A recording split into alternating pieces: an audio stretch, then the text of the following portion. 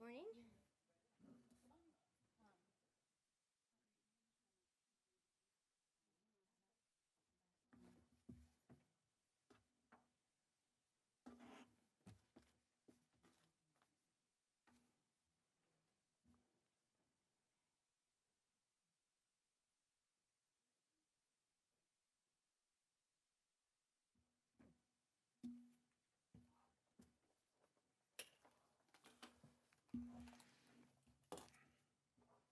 Good morning, and welcome to our March 21st workshop.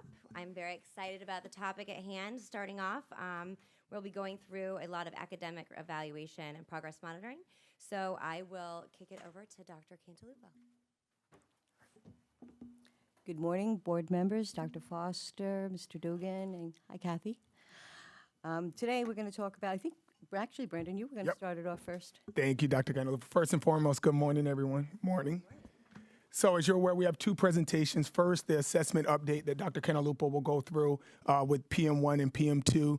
As she's going through that process, we're going to be pretty brief with it. I know you guys got the handouts, but please, any questions that you have, please make sure that you ask them, because we will transition to the K through 3 reading programs, which then we will get into more, not only progress monitoring, but how do we actually support teachers, principals, and what does the work actually look like? So that first piece will be the assessment data, and then transitioning to the K through 3 reading programs, which at that point we will transition from Dr. Canalupo to Ms. Chappell as well. Along the lines, the little bit of difference that we're trying to do today will be more of a conversation. So even though this first presentation is essentially about data, the second one, as we go through, you will see us pause on purpose so that we can have a discussion if necessary after each reading program. Towards the end, we will also have a discussion overall how we support schools. So just know as you see it flow, it'll feel a little bit different than it's done in the past, where we've had, of course, principals and we go through, and then at the flat end, we have 20 questions that we all ask. So just as we're going through, look for that pause. If not, I'll kind of facilitate to make sure to see if you have any questions as we go along. So I will turn it over to Dr. Canalupo. Hi again. Good morning. So my part will be very data-driven, as you know. That's sort of what I have been doing.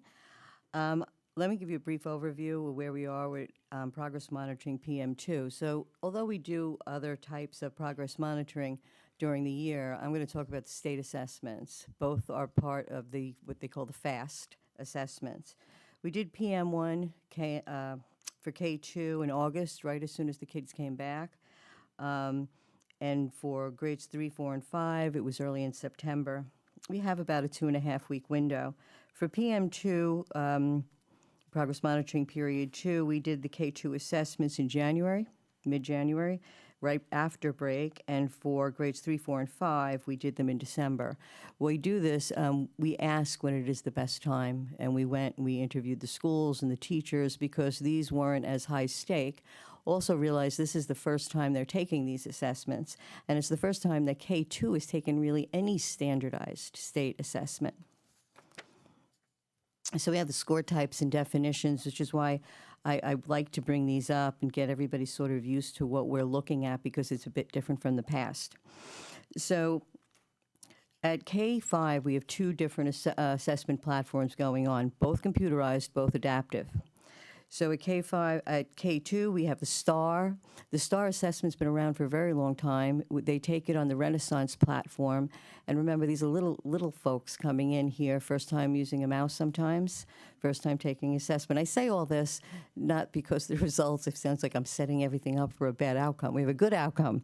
But I do want everybody to be aware that, you know, they're very small and the first time that they're doing all of this. So it's going to be interesting. I'm interested in seeing how it appears over time, and how the scores are performing. So STAR, like I said, has been around for a long time, and why that's important is because it is a great normative base. So when we look at the results from STAR, we know this test has been around. They have great normative tables that we're relying upon. So I think if you look at their technical papers, it's a pretty valid assessment. It will give you several scores. Scale score, of course, we're all familiar with. We had that on the FCAT, the FSA, and so forth. Percentile rank is different, though. We usually don't compare them by percentile ranks. I may give or calculate percentile ranks for our districts compared to other districts. I've done that before. But this test gives it right down to the student level, class level, teacher level, et cetera. And then there's benchmark categories. It gets a little deeper into it. And we use the STAR assessments as part of the state assessment, but there are other assessments involved with STAR that you could purchase.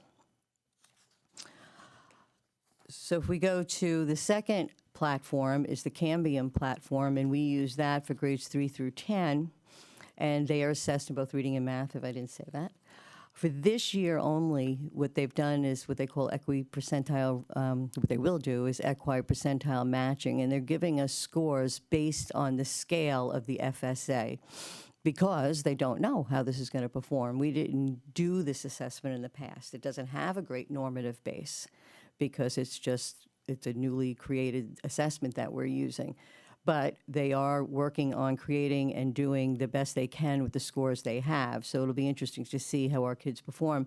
The achievement level then will be what we had on the FCAT, 1 through 5.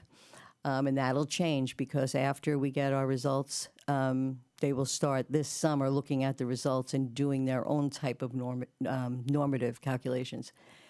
Then they have the percentile rank, again, a score we didn't have in the past. It does show proficiency by standard and breaks down the assessment into certain domains and performance by standard.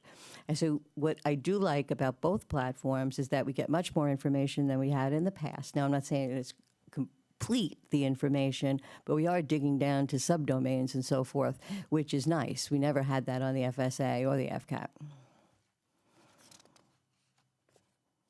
I always throw this slide in, and it's more so much for our listening audiences because we talk about percent and percentile, and then we talk about the percent of students within the percentile band.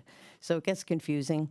So I just put it in here and as a reminder to everyone that, so if a student's at the 58th percentile, he score is greater or equal to 58% of the same grade students who were assessed.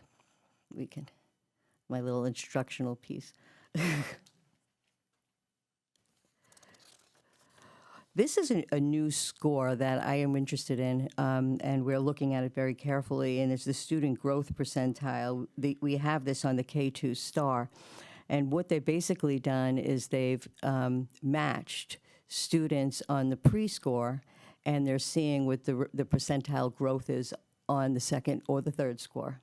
So I'm seriously looking at these because we have to come up with a student growth measure for part of evaluation because we're not going to use the iReady anymore. And what I like about this is it's leveled from the start. So we're not comparing Johnny and Peter, two students who started at very different levels and what their growth was. And the best way to look at data like this, as you all know, is looking at their growth plus their proficiency at the same time.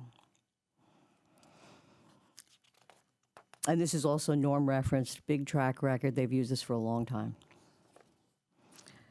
Okay, so results from PM2. So for kindergarten, most of our kids took the STAR early literacy test in kindergarten and in grade 1. You can see the numbers here.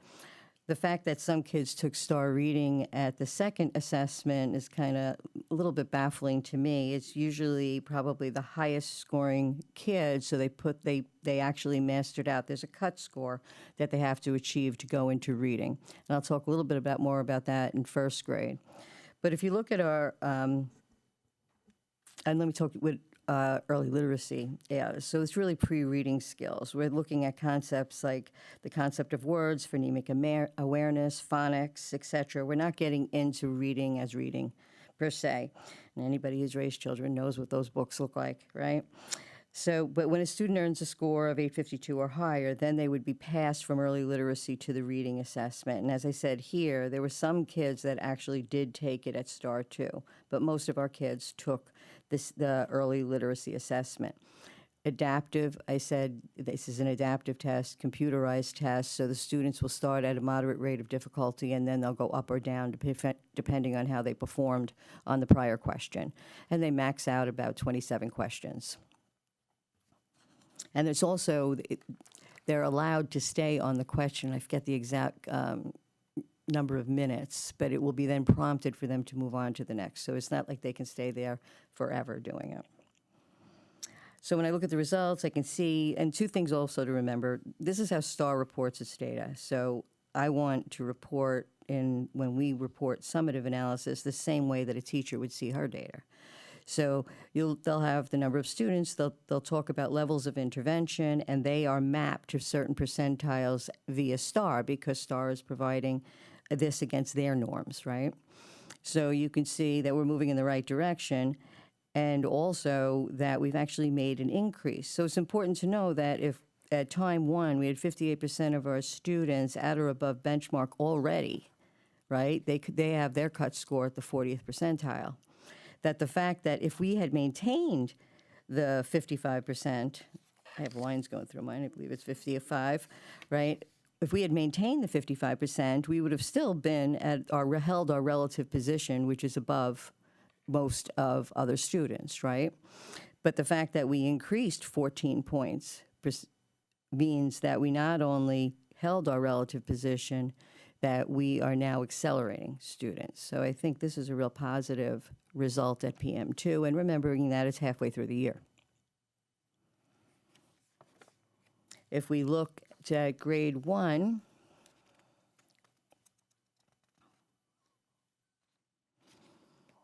again, we see that about 530 students, 529 students moved on now. Remember, if they hit the 852 standard score at time 1, they can move to the reading test, which they did, about 529 of them mid-year. And those students, of course, did very well, 97% of them above the 40th percentile. And then you look at the remaining students, and we were just talking, Amy and I, about this, because at first we're looking and I'm thinking, they kept their relative position, they kept it high, right? But then they also took out the students that are performing the best, right? So you don't see as much growth here, but remember, growth is the fact that 529 students actually jumped to the reading at mid-year. If we actually combine both of those proficiencies from STAR Early Lit to STAR Reading, that would have us a total percent of 69% of the students that were at or above benchmark. So we see growth. It just shows a little bit different here. And then we go to 2, and we look at, they take STAR Reading at both PM1 and PM2, and we see that the number of students all going in the right direction. We want to see kids moving out of early urgent intervention and intervention or on watch, which they're all doing. And then we see that those above the 40th percentile have risen by 7 percentage points. And all of the grade 1 and grade 2 students will be taking STAR Reading at PM3.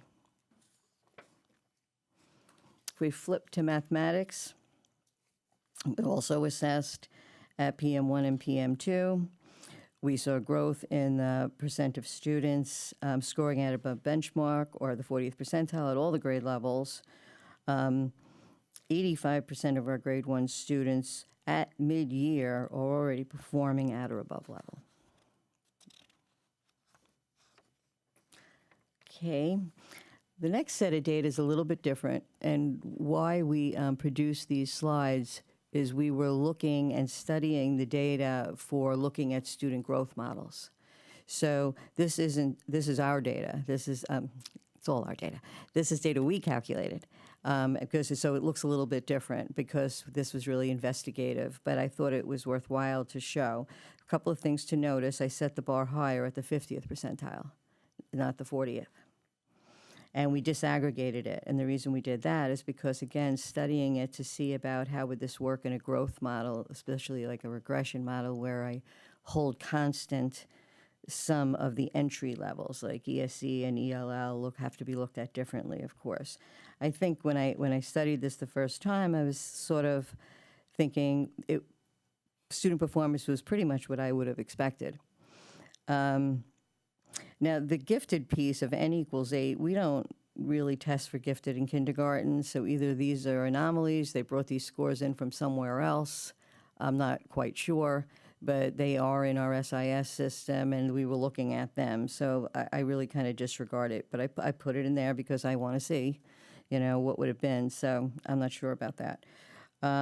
Again, 51% were at mid-year or scoring at the 50th percentile or higher, so I was happy to see that. I think that's a good performance. Those that were not gifted ESE or ELL, a little bit higher.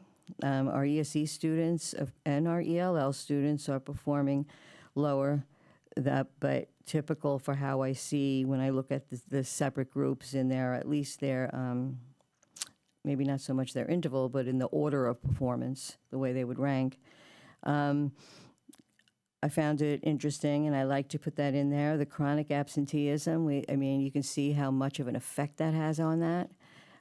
So even in these models, as we're going forward with the student growth stuff and evaluation, we're looking at absenteeism. That is a big deal.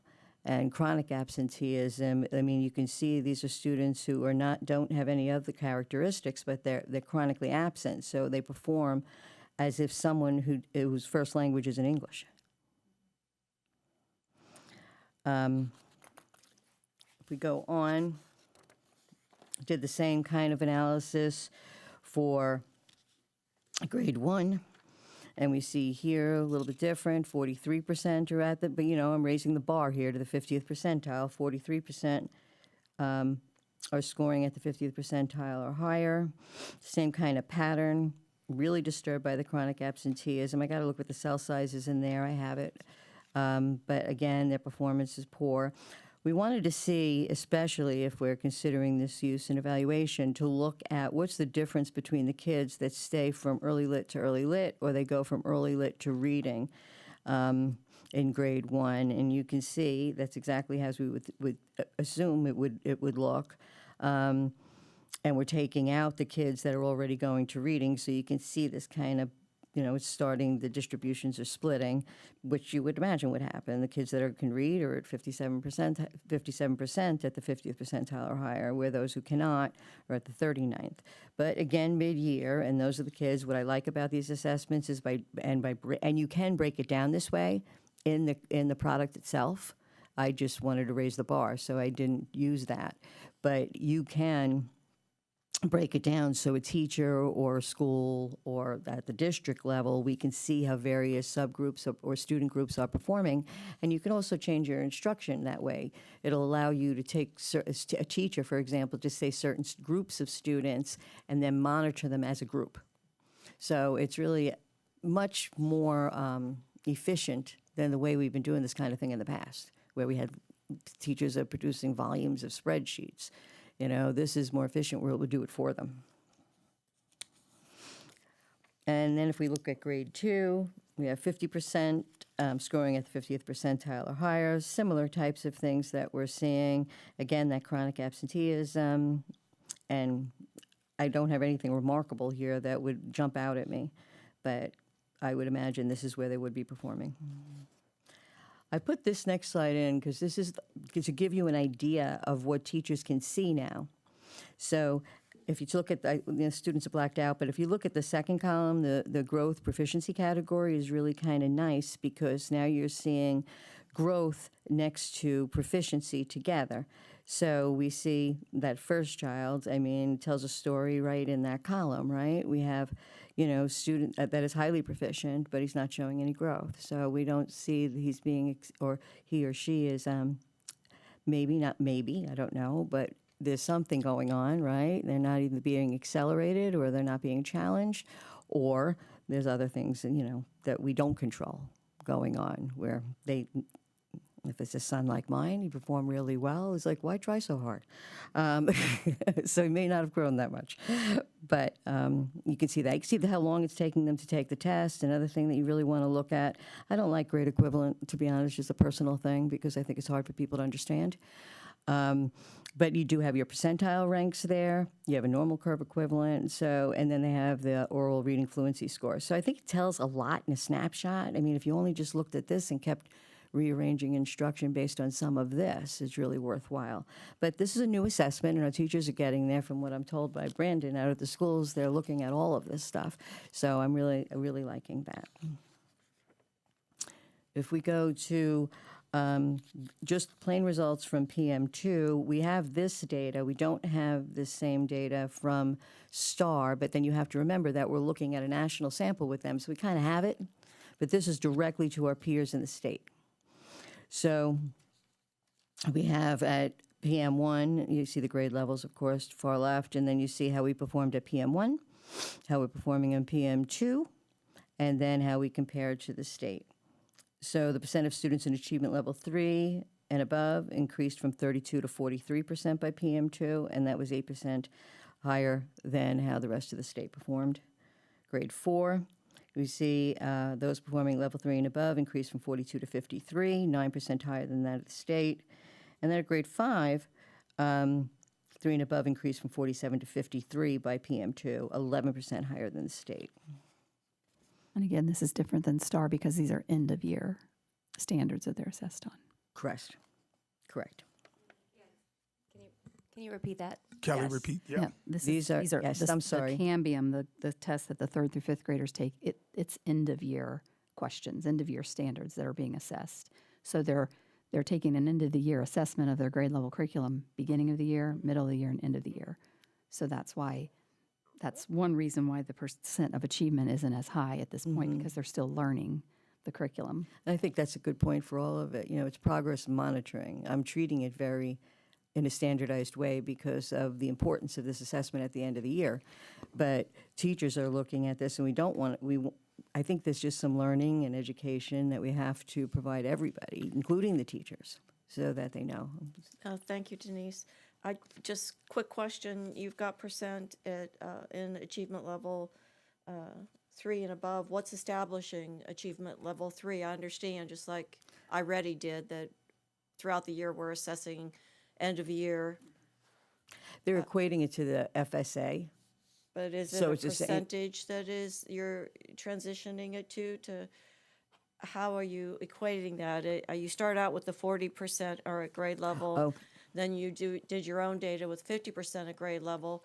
So how do the 40%, the 50%, and then at this one on grade level, that's the part I'm looking for So- clarification. That was all STAR, right? So this is, we're using the Cambium assessment, who's doing the same, is doing equipercentile matching back to the FSA. So it would be 300 as proficiency, but I'd Okay. have to look at every score and Gotcha. tell you if that varies. Okay, that makes but yeah. sense. So the Cambion is different than the Right, STAR. and it's confusing because they're both called FAST, right? But there's two different platforms. K2 is gotcha. Renaissance STAR, adaptive across grade levels. And then the FSA is, the Cambium, thank you.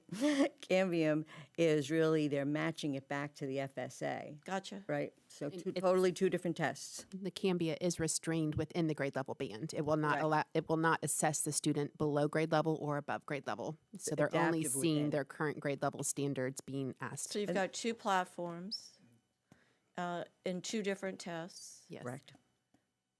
Okay, so they're taking more than one test. No. They're all, within each platform, right? K2 is being assessed 3 times.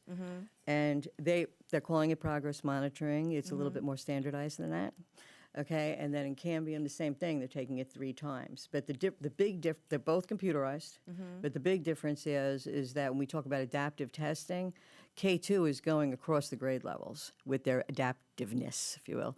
And then Cambium is staying within and the reason they're doing that is because they're going to use that for all kinds of accountability purposes. Gotcha. Okay. Thanks. Okay, did I go through math? I'm good? Okay, and then I use this, and this is really, I put this in for folks because, again, with that percentile and a percent of 3 and above. So when you look at ELA here for across the grade levels and our scale scores, a level 3 and above, our average scale scores, if you look at the percentile ranks, we're still ranking fairly high at mid-year. But then when you see percent 3 and above, you might see like, wow, there's only 43% of the students. But remember that this is mid-year, and we're still, when we rank ourselves above the rest of the districts and grade levels, we are at the 65th percentile, which is above. Okay, so even if we held our relative ground along the way, we're above to begin with. But when we see this acceleration that we're seeing, that's when you know there's been true growth above what we would expect. And the same with math, you can see here. And even here, our percentiles are a bit higher. Okay, that was my kind of boring part. No, we appreciate you, Denise. But, Is there any questions for Dr. Canalupo pertaining to specifically this data? Any questions, members of the board? No, that, I think we. Okay, keep then moving. I'll- And I Okay. like that part, so. Thank you. Thank you, What does that Denise. say about us? I don't know. So we'll transition. Dr. Canalupo will step out. Thank you so much. And Ms. Chappell will step in. And as they're pulling up the PowerPoint, I do want to bring to your attention this wonderful, large, ridiculous packet that we gave you. We love you guys to death. The purpose of this packet really was to make sure that we didn't have a PowerPoint that was also 100 pages long. And so the idea was to not only give you information from fidelity checks to works to progress monitoring, we also did attachments that you probably looked at to see also what's part of Tier 1, Tier 2, and Tier 3 in reading. And so as we go through this part, we'll jump in and interject with some of those ideas, and we may even ask you if you can at least have it out to refer to this as well. We will give you the page number or what attachment we're asking you to look at. So just kind of as an FYI as well. And so with that, I will turn it over to Ms. Ellington. Okay, and I'll just add that, again, the nice gift of the read-aheads was just to have is that extra information because we wanted to just present really concise data slides and what the needs are and recommendations, because that's what we heard was the request. And so in order to pare down the slides and just show that, present that today and speak to that today, we wanted to provide the other information to aid in conversations and questions. So we're saving time for that. And before we start with Amy, and she's going to talk briefly about our main series and reading curriculum that our teachers use. One of the handouts that you received ahead of time had a chart with 4 different supplementary reading programs on it. These are the 4 we're going to highlight after we talk about benchmark for a second. And then the other, so there's more information there if needed. And then the 2-sided page that has the 3 columns, that was just an overall look at the reading programs and the reading supports that are provided for all of our students, really. Tier 1 for all of our students, and then what's available and provided for our students who also need Tier 2 and Tier 3 interventions. So those are 2 key pieces we were hoping you had a chance to look at. And so Amy will begin with benchmark, and then we'll have Rachel and team help us with the supplementary programs. Okay, all right, good morning. So I wanted to begin with our comprehensive language arts program, which is Benchmark Advance. And again, this is our primary resource for grade level standards-based instruction. So this is our 2nd year of implementation with Benchmark Advance and also the new BEST ELA standards. Along with that rollout of the curriculum and the standards, we rolled out our elementary progress monitoring tool, and I just wanted to remind you about that tool. It was a homegrown progress monitoring system that was developed that aligns each grade level's primary literacy targets with what we expect to happen in Tier 1. So we are able to collect data from assessments that are one-on-one with a teacher and a student to common assessments that the entire grade level will take. So as a teacher, I can see my entire class's performance in multiple data points and allows me to really look at how my students are responding to instruction. As we look at that data, it provides color coding that can indicate to the teacher that intervention may be needed for a particular child. Along with that, it really serves as the primary catalyst to engage in problem solving. And what I mean by that is, as a teacher looking at that progress monitoring tool, I can see how is my class responding to that Tier 1 instruction? Do I have one domain for this current group of students that they're not hitting the grade level benchmark? Or do I see particular students that may be in need of intervention? So as we designed that tool, that was really the focus, was to provide that avenue for the classroom teacher and the school leader to have data-based evidence to engage in that problem-solving cycle. And each of the data points within that progress monitoring tool are specifically aligned to grade level meeting expectation benchmarks. So if we think of that in the terms of the FAST assessment, it would be that level 3 correlation that we're looking at. Okay. In your read ahead on page 3, you see some examples of what that progress monitoring tool looks like, just to give you a reminder there. As I mentioned, it assesses various literacy domains from oral language to phonemic awareness to phonics, fluency, and comprehension. A primary goal that we worked with this year with our school leaders was to really utilize that tool for problem solving and to utilize it for beginning at tier 1. How can we improve overall instruction for all of our students? And then paring that down to students that may be in need of intervention. Part of that progress monitoring tool also aligns for our teachers and helps facilitate that intervention selection. So as they see possible flags for intervention, it guides them to our decision trees, which were attachments 6 and 7 in your handouts. And the decision trees really help facilitate where is the best entry point for that intervention to begin. Along with that, the guidance document, which was, I believe, attachment number 8, that provides support in intervention selection. So what would be the best entry point and the best intervention for that student who's currently not hitting grade level benchmark? So Amy, let me stop you real quick, just because she brought up the kind of the work that we ask principals to do. So essentially, when they're looking at this progress monitoring tool with teachers within the PLC process, they then have their CPT times. Part of the discussion needs to be, if you see things that are happening, meaning your particular class is not hitting those grade level standards, is it a student issue or is there really a teacher issue where we need to go back and have a discussion either about training or work or conversation within those teams? And so some of the conversation you've heard us say probably throughout the whole year about PLC, that's really where it comes into play, which is not just sitting and having conversations. It's data driven, but also people being a little bit vulnerable, understanding everyone's data is right out there for everyone to see. So that tool that you see they can put it together, whereas every teacher, every student from one grade level, where everyone's looking at how many students are actually meeting those standards, and unfortunately how many are not, and then who are the actual teachers, and then last but certainly not least, what do we do about it? What are kind of those next steps that we take? And that's partially what Amy is talking about. What are the next steps? Well, we have the decision tree. We have places where they can go to find interventions instead of building them out themselves. So that's kind of part of, if you think about that process or that circular process of students testing, us looking at the data, CPT, and then what do we do next to help students in all grade levels, specifically also as we talked about in third grade. So please. I have to ask, and I think this is phenomenal, all the way from Denise saying, Dr. Cantalupo, excuse me, that breaking the data down to a teacher dashboard so it's more simple versus volumes of data, and everything that you've laid out. I'm incredibly impressed. The question I have to ask, teacher time and principal time, is it adequate?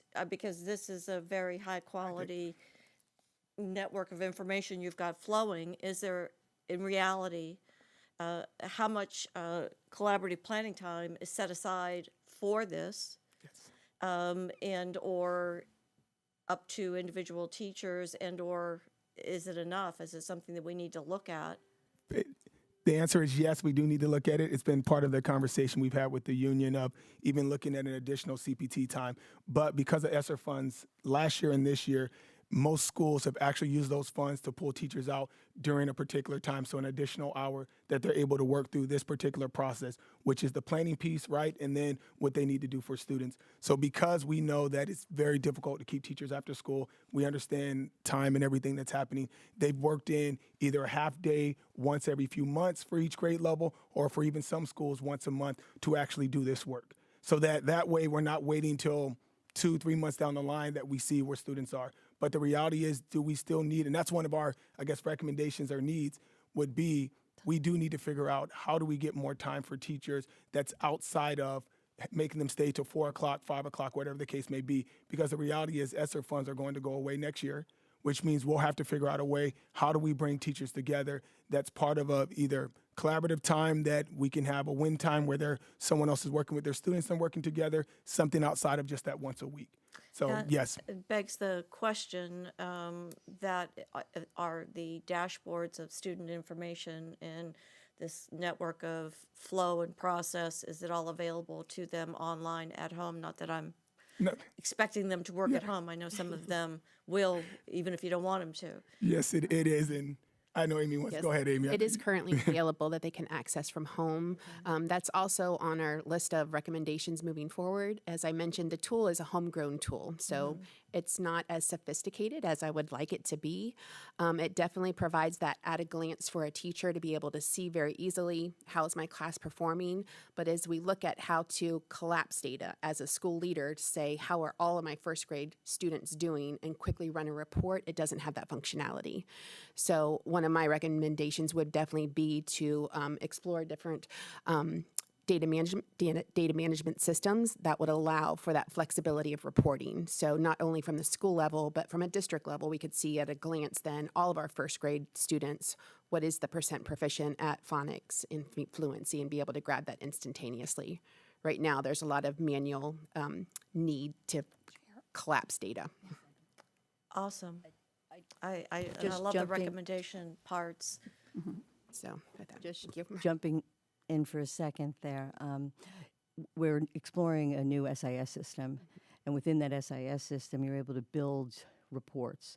So it's not just like they have other programs out there where you can build survey-like instruments. It's not like that. This way, you could enter data that would go into databases, which would then be able to build our own reports. So that's part of the reason we're looking at the programs we're looking at.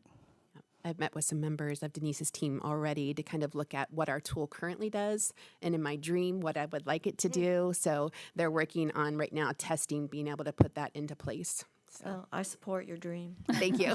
Dr. Foster? Thank you. I was just going to piggyback on what Dr. Cantalupo said. So we have an upcoming workshop where we're going to talk about some of those IT platforms to potentially start to move forward with that. So I had homegrown circle up here because it caught my attention, so I'm glad we're talking about it. All right. As Dr. Johnson mentioned, we've been working a lot with school leaders this year on to dive into the data and really utilize that tool to the highest level of problem solving. So we did include in your read ahead with attachments 3, 4, and 5, just examples of some of those problem solving sessions that we led with our school leaders to give you a flavor of what that looked like. We can go ahead and pull up the first data slide there, Kelly. Yeah, if we could get the PowerPoint, that'd Okay. be great. Thanks. Okay, so this is a data piece that was pulled from our progress monitoring tool. This is from our third grade teachers, and we were looking at the percent of third graders that were at or above the 50th percentile in reading fluency. And you can see at AP1 that was at 59%, and AP2 we moved that forward to 63% that were at or above the 50th percentile. Which means you're establishing the 50th percentile as the end year goal to be a grade level? That's where, when we looked last year correlating FSA data to our fluency results, we saw the highest correlation of level 3 performance and higher at achieving at the 50th percentile in fluency and above. So the 40th percentile that you have in your first handout presentation, that's kind of a benchmark to get to that 50th percent. So that 40th percentile came from the state benchmark. Gotcha, They okay. identified that as meeting expectations Perfect. from the state. Thank you. That clarifies it. Thank you. You're welcome. So last year after the FSA results came in, I kind of downloaded results in and looked at how were the FSA results correlating to what we were collecting within our progress monitoring tool. And we realigned some of our expectations based on that analysis that I did, seeing where was that highest correlation of level 3 matching up. And then we also added in other indicators for level 4 and 5. So we were able to add that to our homegrown tool this year. All right. The second data point that we have for you is from our second grade students looking at demonstration of mastery of phonics. So this is an assessment that really asks our students to perform at a high level. It's a mastery level assessment. So they would have to get, for example, 14 out of 15 items correct to demonstrate mastery. And on AP1, we had 43% of our students demonstrating mastery, and AP2, that was 63%. And just to give you a little bit information about this assessment, it is correlated to the expectations of that time of year. So entering second grade, the assessment of AP1 reflects that. AP2 reflects what we should expect midway through second grade in that phonics development. So not only did we catch up where some of our students were behind entering, but we've accelerated them farther there. Okay. Mr. Edwards?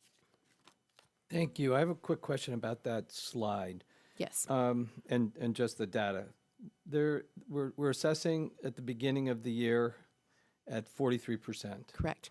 The year before that was a COVID year, in and out, in and out, in and out. So we come into that year at 43%, but we're catching up rapidly between the first test and the second test. And I think that's an important piece of the overall data that we're looking at and it doesn't matter what grade level, I've noticed that trend, whether it's mathematics or some of the other things, that it starts out significantly low because we had 2 years of COVID, and it seems as though we're catching up, and I hope that you highlight that. So thank you for that. As a follow-up, though, I mean, Sure. I know the COVID component is important, but when we look at the beginning of each year, we always talk about summer slide. And so Yes. what does that delta look like? I mean, I know we talked about it a while ago, but I don't recall what that comparative slide was. If you look at the beginning of pre-COVID, where were we in comparison from a proficiency standpoint? You mean from in third grade or just overall? Yeah, we can use third grade to do apples to apples, but So from the previous year, Denise, do you recall right off the top of your head?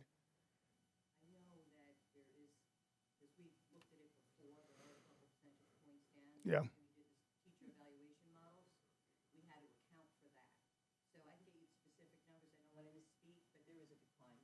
Yeah. perfect. Thank you. And may I? Yeah, go ahead. I just want to clarify that the benchmarks we're going over now are where students are expected to be beginning, middle, and end of year Correct. versus the STAR and the other one, started with a C. Cambium. Cambium, thank you, that are assessing students for end of year at every assessment, beginning, mid, and end of year as an assessment of Just- end of year expectations. I would say you are correct with the Cam- data that we're looking at now is where they should be at this point of the year. STAR also assesses in that same vein. So that's where it differs from the 3-5 Cambia. Gotcha, okay. Cambia So is end of Cambium's the year. outliner. Yes, STAR is normed for those assessment periods, beginning, middle, and end of year. Thank you. You're welcome. And I think that they're, obviously we, Sarasota County as a district, had an impact with COVID. However, every assessment through time is going to start out lower at the beginning of year versus end of year. So it isn't an attribute of COVID only. It's a general attribute. But Sarasota County did have a COVID impact. But this data point, just again to reiterate, AP1 shows what they should come in with as mastery from the previous grade level. So Gotcha. that level of expectation. Thank you for that clarification. All right, and then our final slide, this comes directly from our benchmark advanced assessment system. This is the interim reading assessment that assesses multiple units of reading instruction. It also assesses at the end of year expectation, so a very high level of rigor that the students are looking at throughout the year. So with that, their expectation for their performance changes throughout the year on the interim. In this first one, we've correlated a fall target to be 60%. And again, going back to that FSA correlation that I mentioned at the beginning of our presentation, the majority of students that hit that 60% at the beginning of the year showed a very high likelihood of 3 or above. You can see on our first year, the students weren't quite ready for that rigorous of assessment. We made a big jump approaching that 60% for the fall interim, but we're not quite there yet, but we're definitely happy with the progress that we made from year 1 to year 2. And at the time of preparing for this and preparing this information, the window for the second interim hasn't finished yet. So soon we're hoping to have that data, and then we can compare our fall to spring or even last year's spring to spring. We don't have it yet because the window isn't closed yet. Okay. And then just to close with what's working, I think we've hit on that some throughout our conversation already. One point that I did want to emphasize was with the progress monitoring tool, I think one of the greatest benefits has been our teachers' understanding of growth versus accelerated growth. that progress monitoring tool really highlights with the color coding, are we closing the gap towards the benchmark? Or did the scale score increase enough, but we still stayed within an intensive intervention category rather than moving closer to meeting expectations? So that's been a real benefit of our problem-solving cycle, is to not just talk about growth specifically, but are we accelerating growth closer to the grade level target? Question, please. Please go ahead. With the literacy coaches in all of the schools, are they operating as data coaches to simplify things for teachers in collaborative planning and or modeling how to use this data? Or is there a higher level of training and understanding that assists in our development of all these pieces?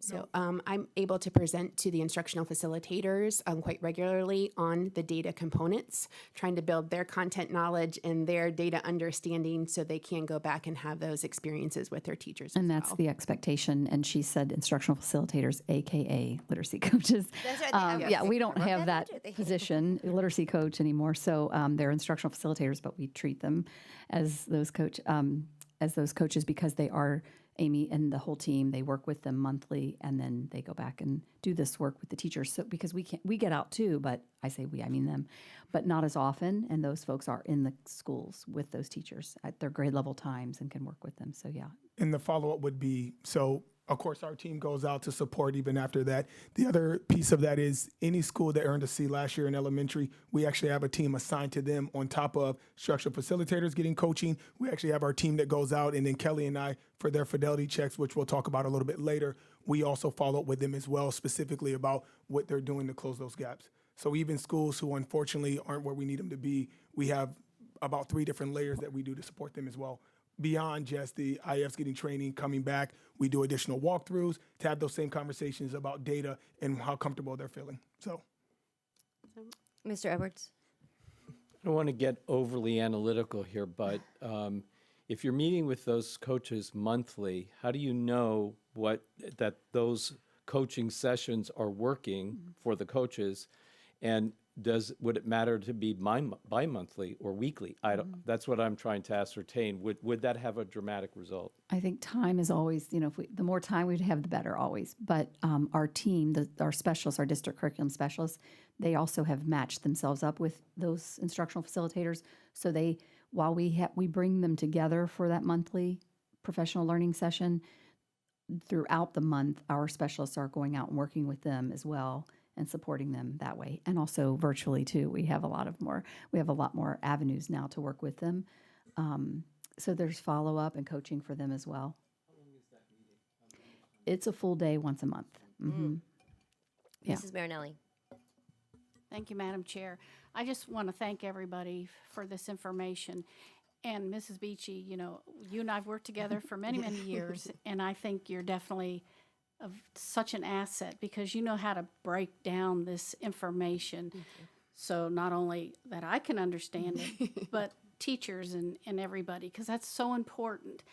And of course, my interest is that intervention piece, and you all hit it, time.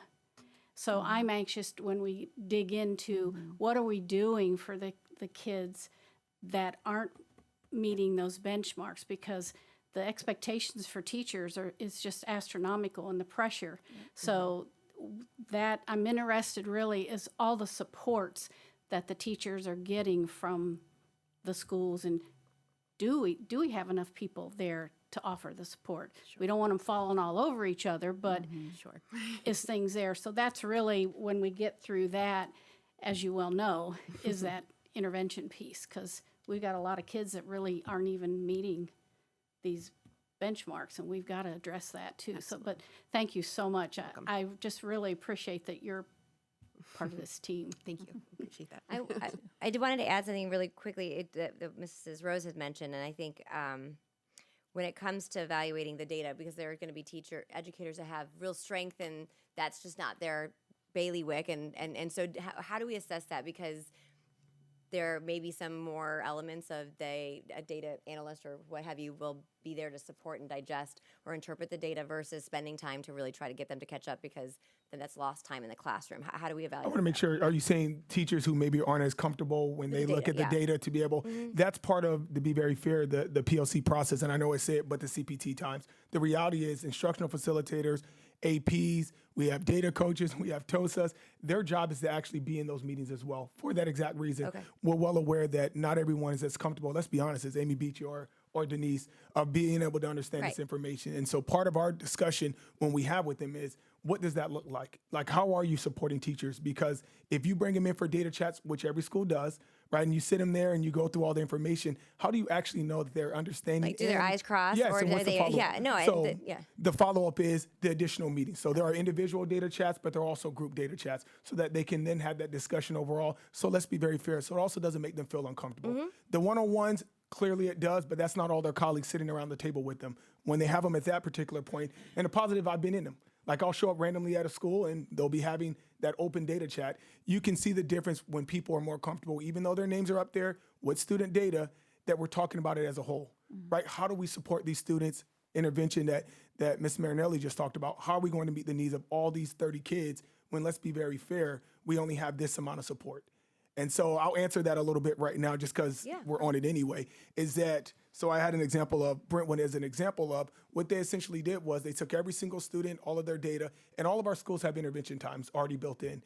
And they basically broke them out and said, these particular 5 kids need this standard, these need this standard, so on and so forth. And then they match those teachers up. So that way, even as a teacher, I understand that, yes, I'm responsible for these particular kids doing my homeroom, but during win time, if this is the standard I need to focus on with those kids, then I do it. We have quite a few schools who are at that point, not every school though. And that's the part that we're trying to get to, is that every single school, not necessarily always sharing kids for the sake of sharing kids, but doing it so it's more efficient. So that when you have a school, unfortunately, you know this, we have certain schools that have higher needs. Yep. And the reality is, the positive is they also have more resources. So they're able to, the Brentwood, Tuttle, Goshio, they're able to do that model right now. Now the follow-up is the intervention working? Are the kids moving? And then that's when we use the data that you just saw from Denise and Amy to basically track that. So when we get our next interim, this essentially the same cycle that we're all discussing today goes around again. I then do a fidelity check again, right? I go and check, their team goes out again. And so we continue that until, I think, what do we have? Someone told me 9 weeks until school, approximately 6 weeks until that next assessment, that, the big test, just to make sure that we have kids where they need to be. A lot of work, a lot of time and energy, and I'll be very honest, very strategic in scheduling. If people don't have that down as leaders, then that's where we struggle, but that's where we come in for support as well. Go ahead. Thank you. Yep. So, high quality goals. I want to start out with that. And some schools are rising to the occasion, which I'm incredibly impressed with. How many schools are at the point that you described, Brent? What is that? A third of our elementary So schools? 100% have intervention blocks. 100% are doing intervention. So that part, I'll start with that. Every single school has they call it either win block, what I need now, or just a flat intervention block. That was mandated really last year. Even the prior, I think, when Mr. Renoff was more of a suggestion of you need to build that into your schedule. So we're at that point with every school. We are approximately about 30% that actually are sharing kids. That is the difference. So right now during intervention time, if you're not sharing kids, perfectly fine. You know this, we still have iReady, we have Dreambox where kids are going on, where then that teacher, just like we've done before, is pulling those 3 or 4 kids, or they have resources that are also during that exact same time. That's when we would actually pull and do interventions so that we're not taking them out of the ELA block or the math block. So the goal is to get everybody where we're benchmark focused in that intervention time, particular to individual students being grouped together with alike needs. So in your recommendations, are you going to tell us what you need to get another third of the schools there in what amount of time? Because I think you're so on track, and I think that it's my job and I bestow on my colleagues to realize, I think this is phenomenal because it connects us in what we're advocating for in a budget and resources for me, particularly at the K-3 primary level, to have the greatest impact. Gotcha. So is that in your recommendations? I can What tell you you- need for that, to make that other third?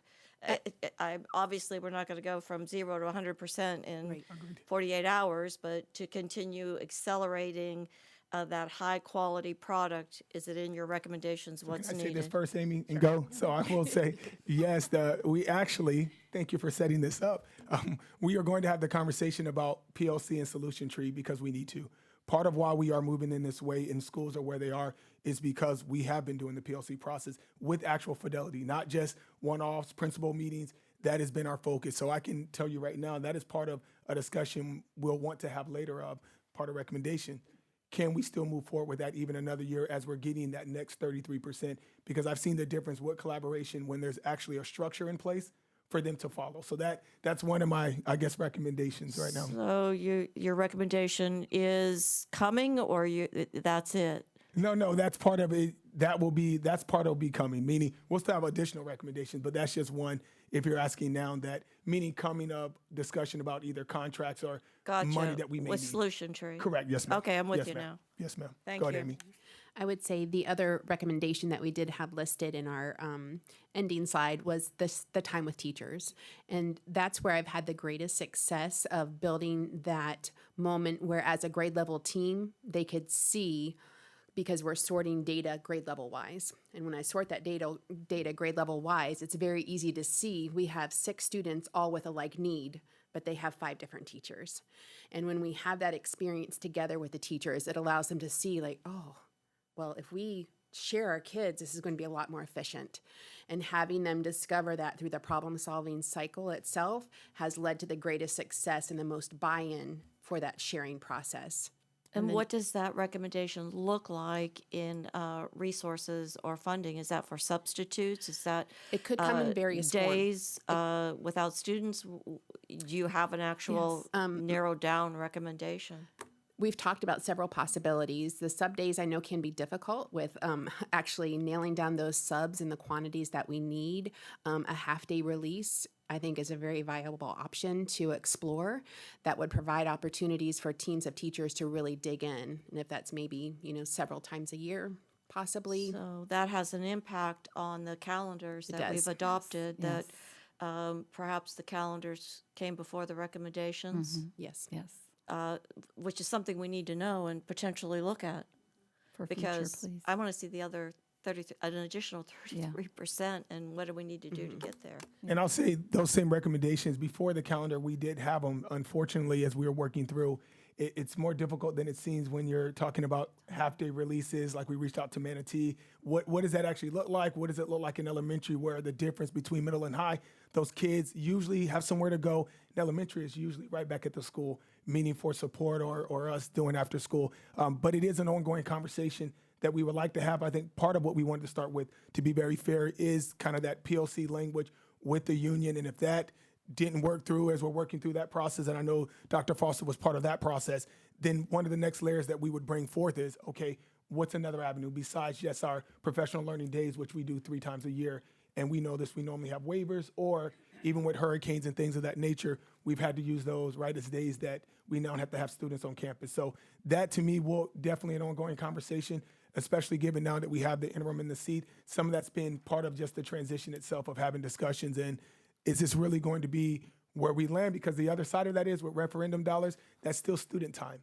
And so that's part of the discussion also within the group that we had probably months ago of, all right, as you're pulling half days, those are also time that we added in on top of that we have now, which means we're taking away time from students. So what is the balance, I guess, for us as a district? Meaning, if we do those half days, we better be efficient. And Amy and I had this conversation. There better be, as soon as that bell rings and they're on that bus, we are getting started. We have a structure. We have an agenda. We are not wasting time. What is that balance, right, of taking away time from students and then, of course, being able to get our teachers together? So the timeliness of that, you're on it to get prepared for next year so we can adapt whatever needs to be adapted? I didn't say that. I said we could have a discussion. Well, I think it's probably a priority right now. It makes logical sense if we want to continue the momentum of phenomenal things that you've put together. You need to be bold and ask for what you want, when you want it, and what you need. I can because definitely. you've got a high quality system going on. And can you give me with Solution Tree just a little, what one thing is Solution Tree going to be doing to surround this process with the quality? Because you emphasized it, and I saw some angst of not wanting it to go away. What one thing is it going to do for everything that you've presented to keep it growing?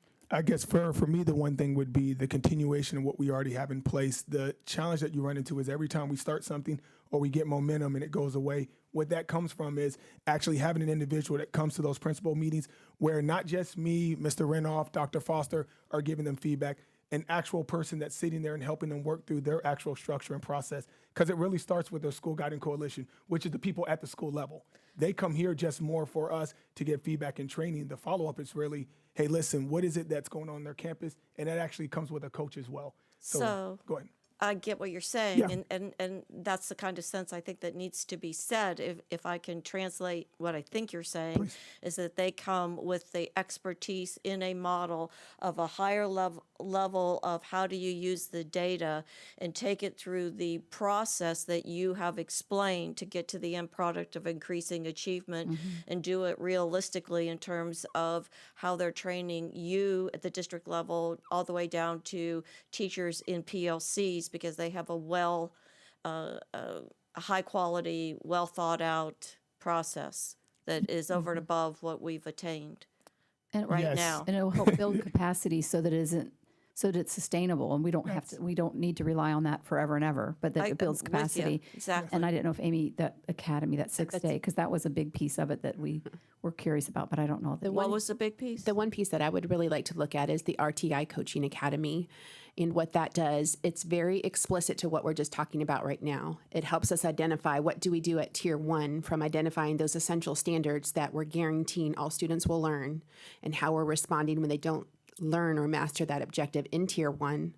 And then what does it look like at Tier 2 as a grade level team? How are we addressing those students who haven't achieved that mastery of the essential skills? Moving on to Tier 3, where students are more experiencing several years delay in high academic areas such as a comprehension or decoding. Well, that's the niche right there of changing our trend in weakness over time. So are you saying that the RTI Academy is an additional piece that we would want to bring on, or we already have the RTI Academy in Solution Tree that's been working with you and we just need more of it? We haven't had instruction yet on that component. They've been here to introduce the PLC process. It's another portion of their professional learning that they would provide that specifically targets those 3 tiers of It's a instruction. huge piece. It's a huge piece. And first of all, thank you for the opportunity for the team. Very excited. I'm just dying to answer questions back here. So, the beauty of working with people from Solution Tree, and it is Solution Tree. That's who we are working with, but it could be any other company. But it's Solution Tree. I hate to say it, they've been there. They've had success. They see it. So for them to translate it back to us, it's not a program. It's a process to be perfected, and that. The RTI Academy is absolutely part of our proposal that we're going to bring to Dr. Foster, to bring to all of you, because it absolutely is, the momentum, the positive enthusiasm of our leaders and teachers and guiding coalitions, both at the district but at school level. I mean, it is contagious. Now is the time. We've laid the foundation. Now we're taking that next step and really starting to look at the RTI and those individual students, the sharing of kids, exactly what you just talked about there, Ms. Marinelli. I mean, this is exciting. This is what we've been missing. And that particular portion of their professional learning that they offer, that would be in that proposal, it includes school leaders and teacher teams, and it'd be over a period of days during the year. So it's not just a one-time sit and get kind of workshop, but it's an extended follow-up kind of series of learning with lots of stakeholders. So that's why we're real excited about it. And it just really reframes how we're intervening. It makes it very flexible, very fluid that we begin at Tier 1 with those targets. And then moving again, very flexible, very fluid at Tier 2. So it's a very exciting avenue. Well, to and I explore. know, Mr. Edwards, you want to mention something, Dr. Johnson, thank you for highlighting that, because something you said is when we get something and it goes away, and a lot of times things come to us and we don't have this picture, and this is a very important part of that picture, and having that in advance is incredibly helpful. So thank you for that feedback. Mr. Edwards. Thank you. First question, RTI, what does that stand for, so I don't have to look it Response up? to intervention. What is it? Response to intervention. Got it. Okay. I want to compliment you on this presentation because I know we talked a little bit about presentations coming to the board. What you've done for me is really lay it out sequentially. And before Mrs. Marinelli highlighted about time, my first question was, why haven't we moved the needle in reading and EL for such a long period of time when we've had all of these interventions and all of these programs and so forth and so on. And when I got down to your conversation of looking at the data, that dashboard that is so fantastic, and then when does the teacher have time to study that and implement it, that was like an aha moment for me. Secondly, I want to say that I had the pleasure of spending the whole day with all of you at Solution Tree training. And so I really do have a foundation of what that collaboration is, how it works, and frankly, what's missing, because we only got that to the top tier. We didn't get it down to the day-to-day for the actual teachers and how they're sharing students and how they're communicating and all of those types of things. So as you revealed, and I know that Mrs. Rose asked a question and you responded, it's PLC. So all of it just sort of, the way you presented it just brings it down to the recommendation. So I'm excited because I know that all of the work that we put into it so far leading up to this conversation is the right work, and that we need to goose it up and enhance it and make it move faster. So I'm excited. Thank you so much. Dr. Foster. Yeah, I just want to mention, I know some of the things we've talked about are potential positions that could help, where we're talking about interventions and providing support and coaches. And so kind of going back historically, there was a time in our district where we had literacy coaches and we had data coaches at every school, and they would come and they would meet monthly so that we had kind of an expert at every school that could provide that support. We had an interventionist position at one time that we had over a 2-year period. So the last few weeks, we have been working quickly with behind the scenes, kind of looking at our ESSER dollars, looking at our positions and how we've allocated those funds. I'm going to be meeting with all of you next week, kind of looking at how we're allocating those resources, and the hope of trying to get back to that model so that we could have a designated person at each school. Potentially that's not the guidance counselor, so that the guidance counselor could be doing guidance support, but to have somebody that is an interventionist expert. So there is someone on each campus under, the support of whether it's, Miss Beachy or somebody else that's leading those efforts. So we have somebody at each school that every teacher can go to and get those resources. So I'll be talking, as we move forward in this process, but that is one reason we did put the school budgets off by about 2 weeks so that we could really dive in, and some of the information being presented today, I think, kind of lends itself to that. So just wanted to share that as we move forward. One more, Mrs. Rose? Thank you. And with that, Dr. Foster, you're also looking and working with the district staff in what it might look like to continue to prioritize this process and the reading. Is that correct? Yes, absolutely. Okay. And for Dr. Johnson, Solution Tree, I was impressed with Solution Tree as well when I went to the training.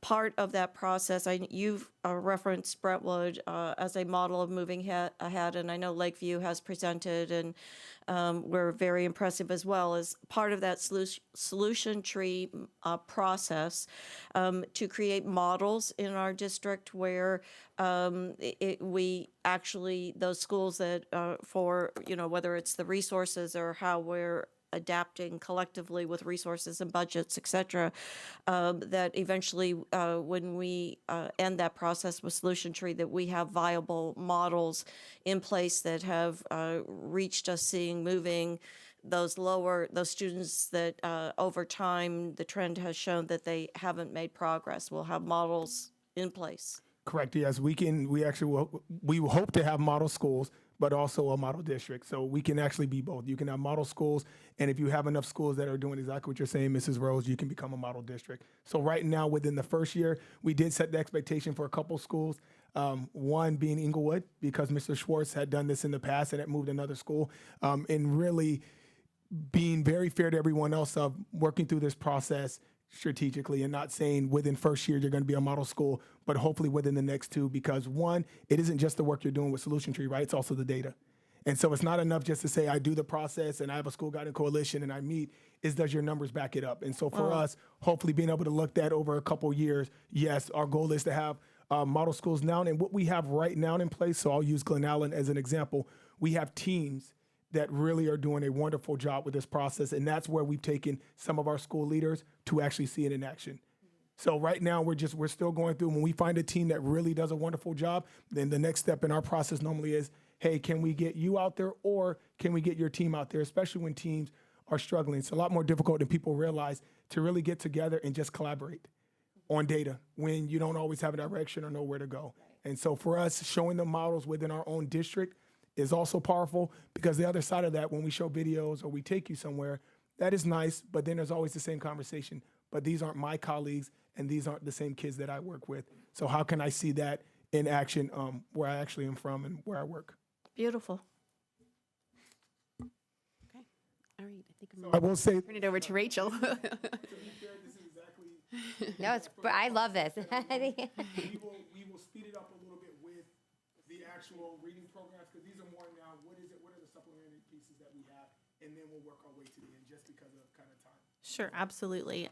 Thank you all for this opportunity, because it is a great opportunity to be able to have these conversations and to be able to present in this way. It takes a lot of the nerves out of it for me. Yes. It's hard to follow Amy though; she's great. I want to take just a minute to make sure that we all understand that we're going to slide up and down on that scale of tier 1, tier 2, and tier 3. Because what I'm going to talk to you about are some different programs and interventions that we have in place for tier 2 and tier 3 interventions, and some that are specific to grade levels and others that can be used in multiple grade levels.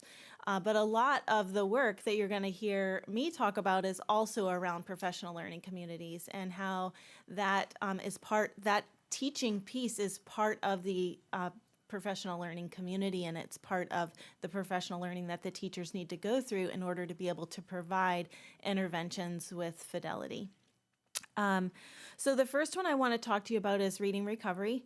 I know that some of you might be a little bit more familiar with reading recovery than others, and so let me just take 1 minute to make sure that you understand the 3 big pieces to what reading recovery is.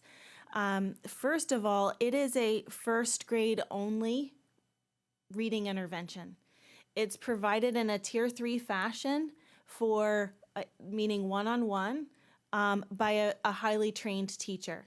So those first graders who are showing that they haven't quite met the average of their class at the beginning of the year are identified as needing intervention, and therefore that teacher can work with them in a one-on-one setting for up to about 20 weeks, which equates to approximately 40 hours of instruction. The second piece is that it's a really highly effective professional learning model. These teachers who provide this intervention they go through a lot of training, and they understand literacy processing at a level to be able to meet individual needs and to be able to respond to individual students, designing the instruction that's specific to them. And then the third piece is that Reading Recovery already has a built-in data collection system called IDEC, or International Data and Evaluation Center. And so the data that we have collected over time is really because it's already embedded into the use of the intervention. And it is really great because it helps us to see how effective the intervention really truly is for first graders who receive it.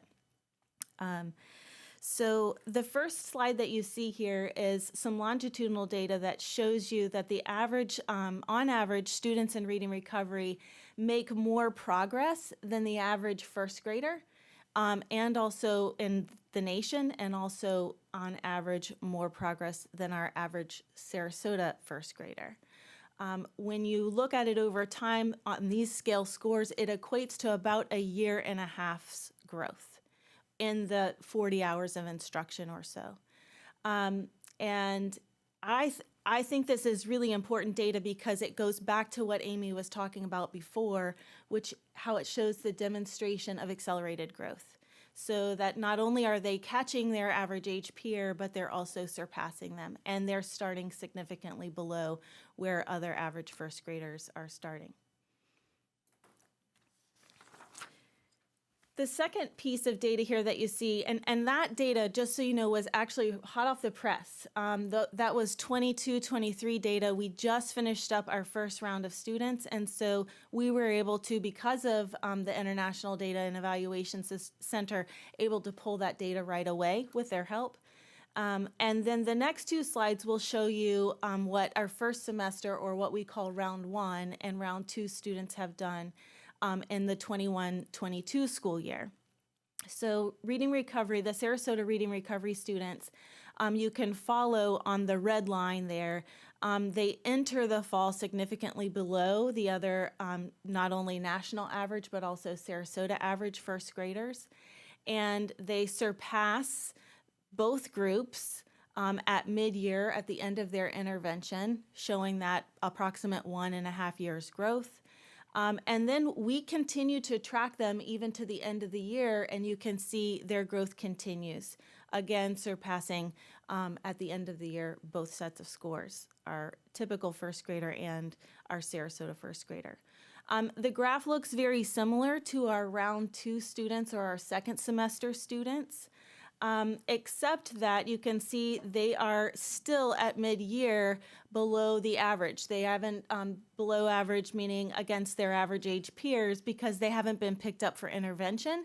They've made some progress, you can see, but they haven't made the accelerated growth that's necessary to reach their average age peer.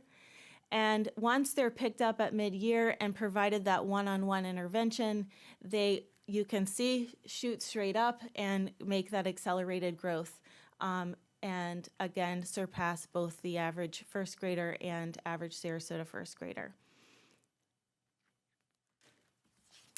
This first grade retention data is impressive. It's a little bit, it shows you that over time, since prior to reading recovery, we've had continued decreasing trend in retentions. This is specific to first grade, but we've also had a decrease in retentions in both kindergarten and second grade as well, almost by half over the last 8 years. It's had a positive financial implication, of course, in addition to many academic and affective improvements. You know, our reading recovery teachers, they go through a lot of training to teach those one-on-one interventions, but it's a body of knowledge that becomes their own. And it affects all the students that they work with. They don't just work in one-on-one interventions, they work in small groups across the rest of their day, and they also work with classroom teachers. So being able to share their information, the body of knowledge that they've gained in their ongoing professional learning. And so we think that that is positively contributing to increasing or decreasing trend in our retention data over the last 8 years, not just in first grade, but also in kindergarten and second grade as well.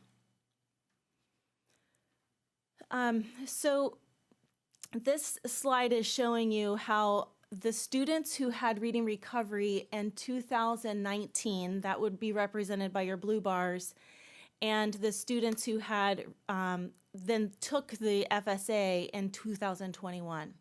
So if you look at the blue bars, you have 3 sets of students. You have the third graders who are reading recovery students in our district. Then you have the third graders in our district. And then you also have the third grade state data. So what that's showing you is that our 2019 cohort of reading recovery students, 2 years later, we had 50% of them reach a level 3 or higher. the state was at a 54%. The following year, that those reading recovery students who were in the 2020 cohort of reading recovery students, that percentage of 3 or higher went up to 57%. So, and then also significantly outperforming the state average, which was in 2022, 53%. To show you what that looks like a little bit more over time, because we have reading recovery students in first grade. They don't take the third grade FSA for a couple of years. So the first cohort of reading recovery students, which is actually a very small number of students because we only started in a small number of schools, but that we had 47% reach 3 or higher. And the following year it went to 48%, and it continues to increase with that 57% reaching a 3 or higher from the 2019-20 cohort. If I can just add one piece as well. There was a question at one point about as those students go on past third grade, but that first year that we had all schools with this program, those students are actually only in 6th grade right now. So it hasn't been around long enough to get data all the way up through 10th grade, through high school and all, but we can continue to get more data for sure. If it's, do you want to go ahead and say I what's just wanted working? to mention just a couple of things about what's working and our needs and recommendations from the first grade intervention piece specific to reading recovery, and that is just that the teachers have really been embedded into their school sites as a intricate part of this professional learning component. And they are used as literacy support, they're used as literacy leaders. They step up and they are not only teaching students in small groups, but they're working hand in hand with their administration, with their literacy leadership teams, and with the classroom teachers at the K-2 level to provide modeling and coaching for them as well. So really important piece. When they are teaching their small groups in the other parts of their day, they're using a variety of other interventions to do small groups with. We have 12 of our teachers who are OG trained and use some of those approaches and methodologies. We have them using some of our benchmark specific interventions that you see on your, I think it was attachment number 2 as other intervention potential pieces. So the reading recovery one-on-one is just a part of their day, and the other part of their day is not only small group intervention, but also really heavily embedded in the literacy support at their school level. We would love for you all to come see us in action. We would love for you to see how the teachers themselves are a professional learning community, how they problem solve around individual student needs in order to get that accelerated growth that you saw. We would love for you to invite us back when we have the opportunity to look at year-end data, when we get the opportunity to look at how how this year's cohort of students performed on our third grade FSA at the end of the year from 2 years ago, and then just continue to support the many ways that we are building capacity at the school level.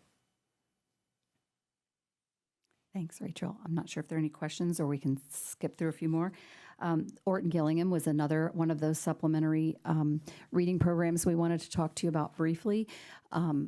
And this is very briefly because we've just started this year offering some of that professional learning. It's a 3-day workshop that's provided to teachers, and what they get is what they can use with their students. It's not a train the trainer or anything like that. It's what they can use with their students in the classroom.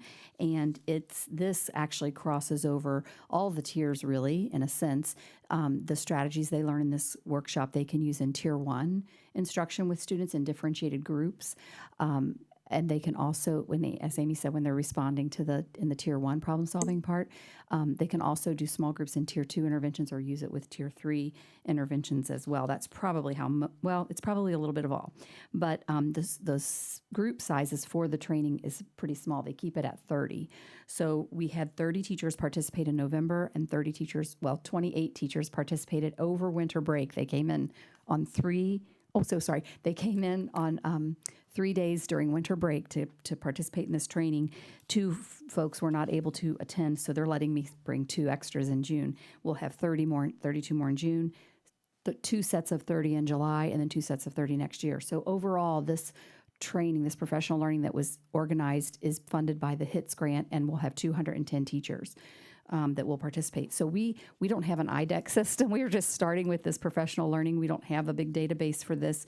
The quantitative data we have is the number of participants and the schools they're represented and so forth right now. So we wanted to put that on there. We did some teacher satisfaction surveys and perception surveys, and they're feeling really good about it, and we're getting positive results that way. But again, what we would say we need going forward is we would really like more ESC teachers, if not all ESC teachers, to participate in this 3-day training. Many have already. And then again, that data system would help us monitor where kids are, which students are getting that particular treatment, so to speak, in their intervention, so we can monitor more closely if these are working for which kids at what time and in what ways and so forth. So, Mrs. Rose. yeah.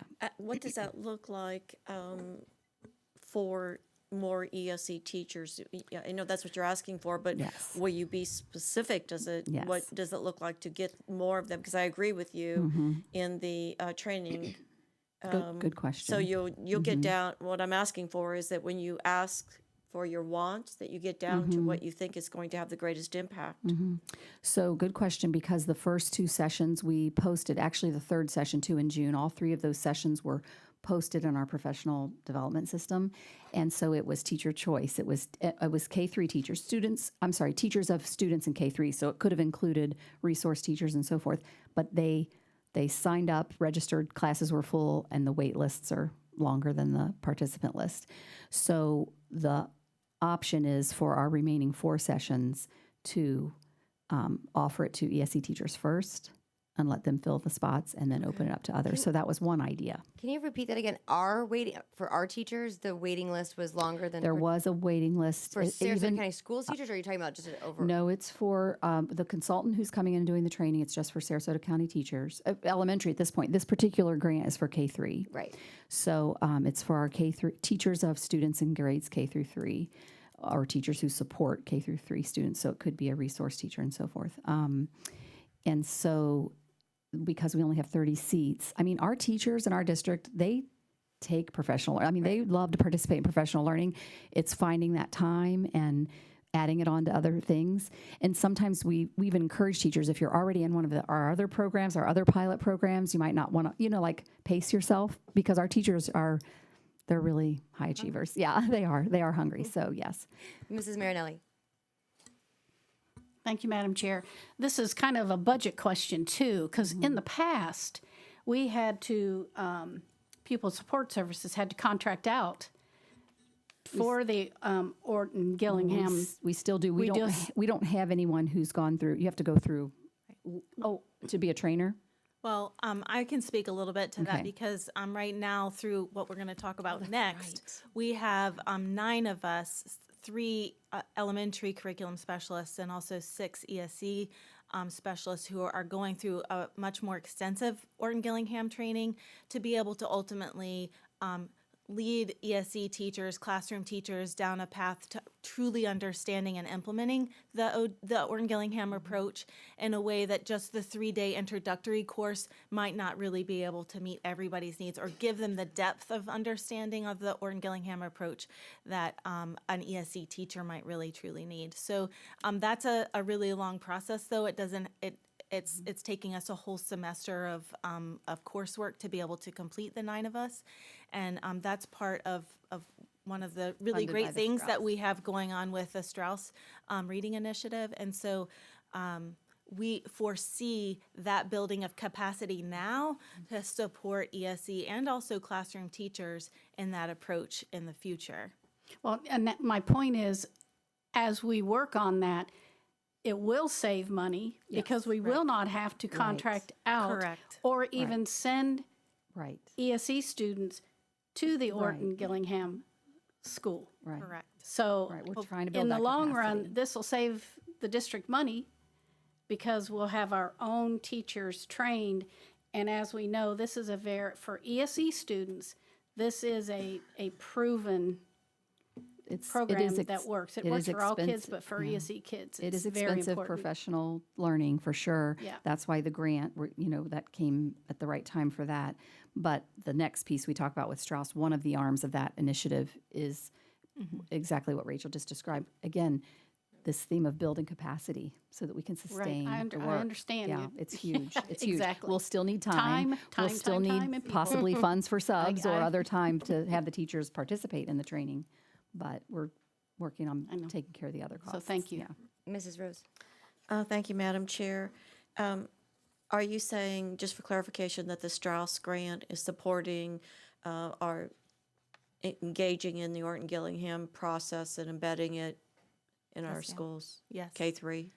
We are right now we're in the process of doing a more extensive Orton-Gillingham training that it takes a full semester for 9 program specialists to be able to ultimately provide that for classroom teachers and ESE teachers as soon as next year. As soon as we're finished, we'll be done at the end of May with our coursework.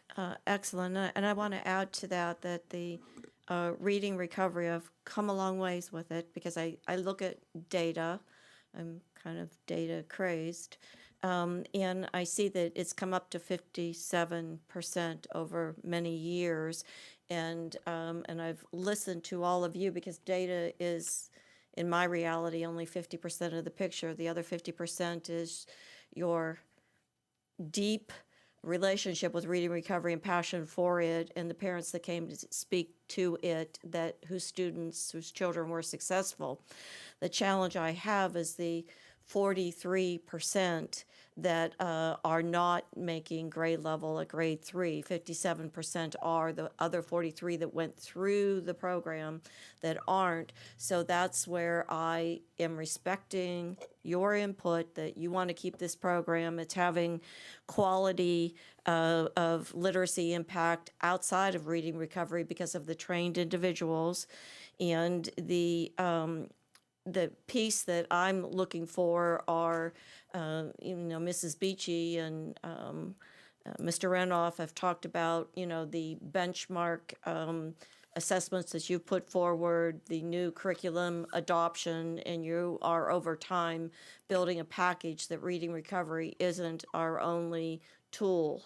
But it is a tool that you are holding on to tight, and I respect that.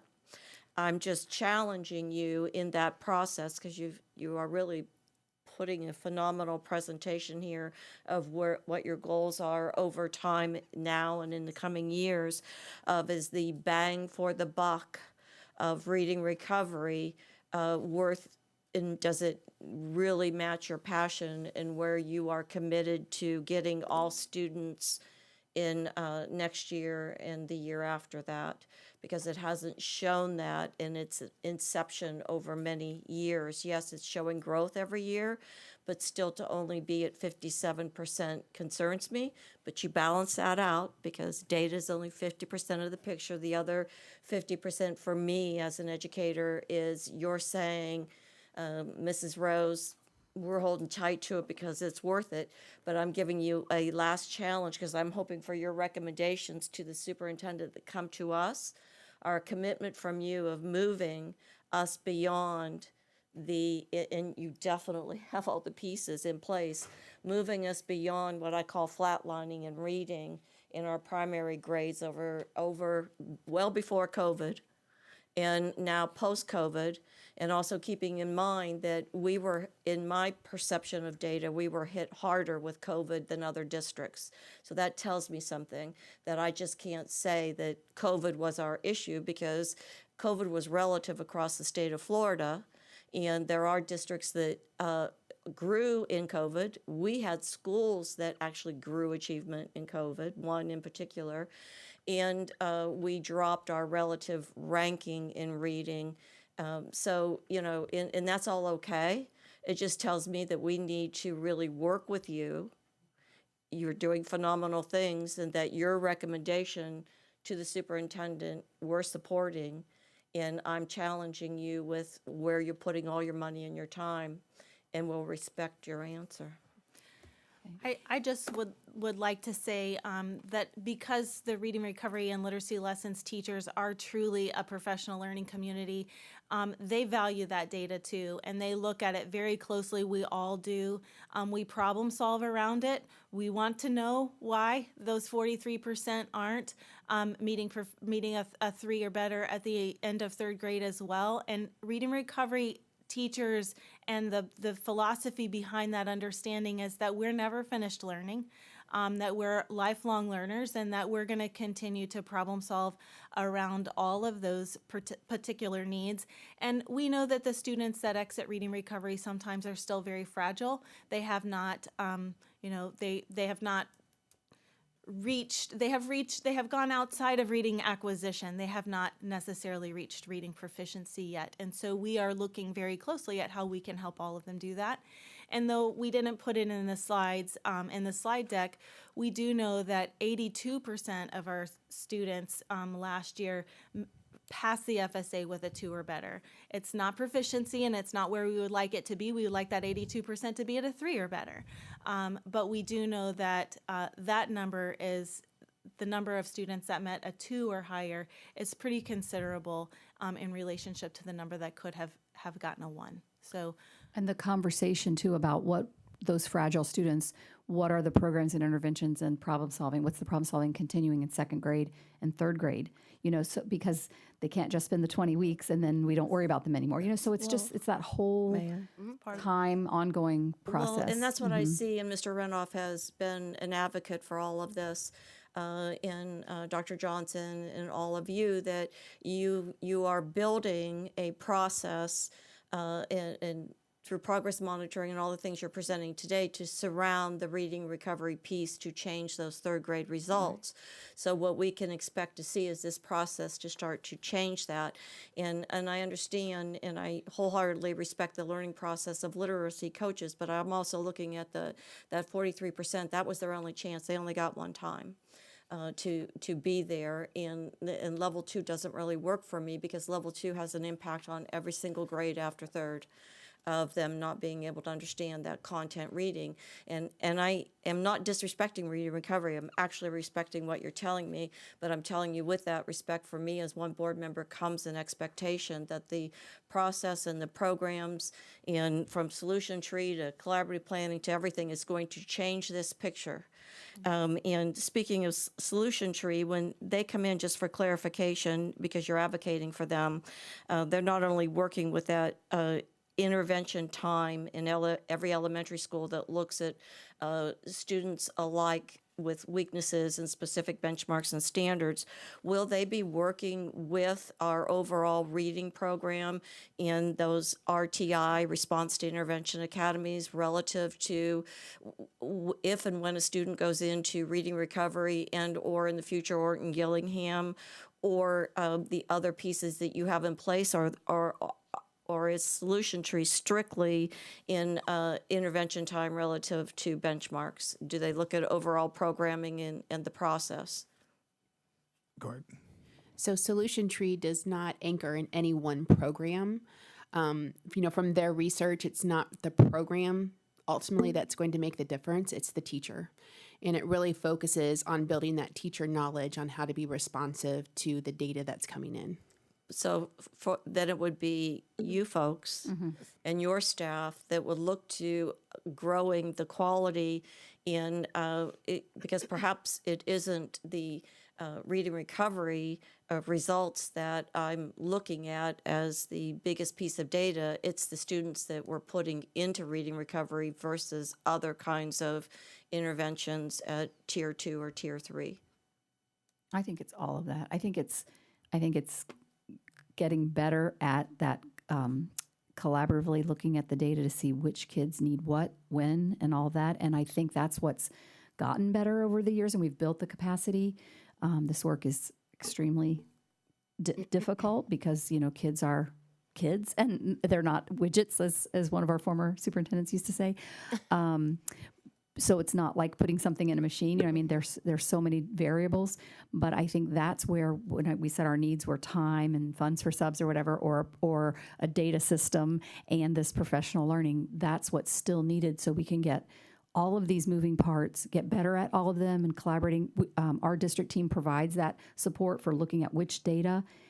It's not just one data point or one program, but looking at all that. Yes, all of that. Well said. All of that. But that too is a process that has to be developed, and if it isn't solution tree we're relying on to be that process that it's coming in, it's you and your team and the superintendent would be developing what RTI, when, how, or relative to what data. The biggest shift, I would say, with the solution tree model is the immediate intervention response, is that Tier 2 begins immediately following a unit of instruction. As soon as that unit is complete, the teachers are analyzing who has not met those identified standards, and it goes immediately to Tier 2 at that moment. And that is a huge shift in what our practice would look like. And it's not Tier 2 that we're identifying students for something. It's Tier 2 and how we're responding. It's Tier 2 and getting the kids what they Gotcha. need. Yeah. Makes sense? Mr. Edwards. Thank you. In the color-coded handout of 4 programs, correct? Yes. I'm understanding that because I'm paying keen attention to this for 2 years because I too am distressed that the reading results are sort of level. But what the good news is, as I've understood the process, is that those 4 programs, in conjunction with Solution Tree and PLC training, begins to rapidly design a diagnostic right at the teacher level, not at your level, but getting it to the teacher level so we immediately respond to which program is the most appropriate for that particular student because they're not a widget. And then the teachers share the students amongst themselves in their benchmark of expertise, whether it's Orton Gillingham and so we can build silos of expertise initially, but the long-term goal is that everybody would have every level of expertise, correct? Does that sound about? Yes, okay, good. I'm absorbed. You guys are great educators because I have been paying attention and I'm learning. Can you put this slide up for me quickly? This one? I've skipped ahead. Oops. One more. It's all blue. Yeah. Yeah. If you look at that, in my estimation, it does mirror COVID, 100%. Because at the 2018-2019 mark, where we took a bump up after adding non-Title I with Title I, that's when the shutdown happened. Then we even got just a hair better, but our kids went through 2 years of in and out, in and out, in and out, in and out, and then look what happened in 21-22. When we had them back, we had that drop. So one of my mentors, and I understand return on investment because that's what I got here to talk about with my personal background. But one of my mentors with education, which was Wilma Hamilton, every child, every day, no matter what it takes. So if one of the programs is more expensive, cost per child, because I understand reading recovery one-on-one, that's going to be more expensive. But if it is, but that's the one that works for that child, I'm kind of okay with that. As long as there are ways that we're going about finding what is the most cost-effective solution. And then my last question is, because I have been behind the glass, I don't know, maybe 3 or 4 times, can I sit somewhere and watch Orton Gillingham? Or is it premature? I might be a little premature, but I can look into that and find out who. I have 58 participants so far, so I can find out who's really Just to solid. kinda, so and that yeah, I in my own mind can compare what the difference is. yeah. I have maybe a potential suggestion for you, and that would be to come visit one of our classroom teachers who's implementing the structured literacy framework approach that they're learning through Flamingo Small Group, which is part of the Strauss. grant, that you'll hear a little bit about later, because it's a classroom teacher providing a differentiated instructional approach in their Tier 1, but it's drilling down to some of those more Orton Gillingham approach like pieces.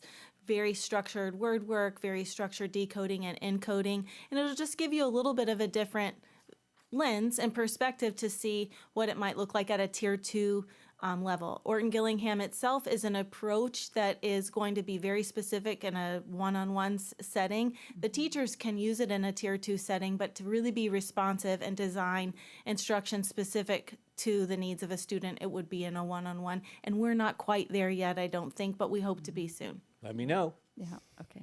Thank you. No, and I was going to ask a similar question just because I have heard from educators about Orton-Gillingham for quite some time in different areas. So it would be interesting to see the comparison. But I think I'm hearing you say it also depends on the child and certain like their learning adaptation and what works for them. But because I know it was mentioned Orton-Gillingham is pricey. But maybe not right now, but if you can give us some sense of what that looks like, and then because evaluating if it works, this is to me the most important piece of what we do. If we can set them off on the right trajectory from a reading, and there's countless data points that would support that, then that investment makes sense. What time would we have that kind of feedback to expand our, whether it be through a grant or through our own operating budget? Again, with it being initial professional learning year and just getting started, we don't have that yet. Also, if we had a great system where we could enter data. Duly noted. Did we mention that was a need? But by the end of this year, we'll have the, what would it be, 3 times 60, 180 teachers, and then we'll have a few more next year. We can start to look at, again, we have to have the structures in place. We don't have the same kind of fidelity and structures in place as the reading recovery program with these teachers are doing this with this many students. It's very, it's accountable. years, Yeah, right. So once we get there and then understand that help the teachers understand that this is something we're going to monitor and look at, and which kids are, so that they can keep track. Kind of like with the Strauss we're going to share with you. We don't have, again, quantitative data yet because we just started this year, but we'll have an end of the year outside evaluation done. So that will be coming soon or at the end of the year. But those teachers, we have specific teachers, they're working with specific students, so that outside evaluation will be looking at their data, and we just don't have that with Orton-Gillingham yet, but we want to work on that towards next year too. Well, I'd just be curious. The demand of our educators wanting to take it is sending a huge flag of interest. I mean, and then the training and the materials probably per participant are probably around $1,200 per person, and then if it's sub days, that's additional money too. But I could drill down and get a better estimate. I don't want you to spend too much time on it. I think it's just a ballpark. I think just for us to look forward to. And again, it's time. It's time. Fitting in when we're going to do it. Yeah. Gotcha. Thank you. That calendar discussion is really important. So if we could just share a little bit more about the Strauss. I skipped ahead a couple to that third arm of Strauss, which Rachel kind of already mentioned about the 12 program specialists who are participating in college work to become certified in that. But you want to talk about the first two pieces? Sure. It's kind of a 3-prong approach to a literacy initiative. We've got the first group that is we've got about 29 classroom teachers, 128 students represented from 4 piloting schools. They've been participating in a program with the Lastinger Center out of the University of Florida to learn a structured literacy small group framework. And again, it's part of their Tier 1 instruction so that they can differentiate instruction appropriately, but it can be used for Tier 2 interventions as well. Is again small group based framework around structured literacy practices. The second arm is really those dyslexia certifications that's being allowed for 12 of us program specialists. 3 are going through the University of Florida, which do not include an Orton-Gillingham certification. The one through the University of San Diego or the Dyslexia Training Institute does, and that's where 3 of us and also 6 ESE program specialists are going through that right now. And then when we're finished with our practicum at either through the summer or beginning of next year, it will be complete. We're hoping to build capacity, like we said before, and really begin to think about how we could build coursework at a more extensive level for classroom teachers and ESE teachers around this approach. We have teachers, as an aside, who will need 40 hours of reading professional development to be recertified. So that's what we're hoping to build this for them. Right. And then the third arm is some train the trainer like approach for around these different components of literacy instruction provided by the Lastinger Center again for approximately 30 program specialists, both ELL, our program specialists from our department, as well as some from the ESE department and some school site leaders that are able to go back and provide some of this professional learning to their schools as well. We are looking forward to being able to see what the outside evaluation looks like at the end of the year. We're working diligently to collect the data around the students those 128 students that this framework is being used with, and then of course be able to provide some additional dyslexia certifications and coursework around Orton Gillingham next year. We do, again, not have any quantitative data for you yet, but we did do a little teacher satisfaction, and we do have a lot of teachers who feel that their practice is being impacted by this ongoing professional learning and coaching that's not only being provided from the University of Florida Lastinger Center, but also from some of the program specialists that are working directly with the program. Is that the last one of those slides? Might be it. I think so. And then just because I know we're running short on time, I want to mention to you another grant that we're specifically working with for the second year. We refer to it as the DRIP grant, but it's the District Intensive Reading Initiative pilot that the Florida Department of Education awarded us last year. And we used that with special population teachers specific to ESE. I was working with also our ELL teachers through a different grant last year and ESOL liaisons, but we've combined those two groups this year under this grant. So it's specific to special population teachers and also paraprofessionals working with ESE and ELL students. We have some teachers who have joined us from last year who are continuing on in their second year. We also have a new cohort of teachers that have joined us for professional learning. And then a really neat feature to this year's grant is being able to provide professional learning and some supplementary materials to our paraprofessionals that work with these special population teachers so that they have the body of knowledge that they need to be able to speak with and talk to their instructional leaders and make those responsive decisions for their small groups of students as well. We've added on some on-site coaching for our ESE teachers this year, as well as some school collaboration. We've done a lot of work at some specific schools with their whole teams of ESE teachers. So that's been a really nice feature that we were able to add on to the grant this year. In addition to the professional learning and the supplemental materials and on-site coaching, the last component of this particular grant, which is kind of sets it apart from the others, is the parent engagement piece. We're really excited that this, we got the award notification a little late. It wasn't until November, and so we weren't able to get these parent engagement nights off the ground until this spring, but we have several coming up. So we hope that you will join us for at least one of them. So be on the lookout for an invitation in your inbox, because we have 6 or 7 different nights that are going to be happening over the course of the next few weeks at several schools, both north and south, to bring families together around literacy and fun. And on page 20 in the big handout, it has most of the dates. There were a couple of TBD dates, but Yes. and so there's a lot working with that. I think too, last year, some of you may remember, we had some ESE teachers come and speak to that. There were about 70, 75 teachers in the cohort last year. Some of them are continuing, and then she We grabbed have a up the whole- rest right, of them. Yeah. whole so that- nother cohort of between the ESE and the ELL teachers, another probably 70 or more. And one of the big things about that, I think, that's working and that was so important is that while ESE teachers and teachers of students with that English as their second language have been invited to all professional learning, and we include them all, this was specifically for them, and they really felt that. I don't know if you remember some of their comments, but they really felt like they were getting what they needed. So it's And that's been really the message from good the work. paraprofessionals as well, hands down. On page 21 of your handout, you can see 99% of the participants have said that the information they've learned has been useful to their specific scope of work, and they all want more. So we hope that we'll continue to be able to provide these professional learning opportunities for them, and then also, see how it's working with the students that they are implementing this with, the things that they're learning. Mrs. Rose.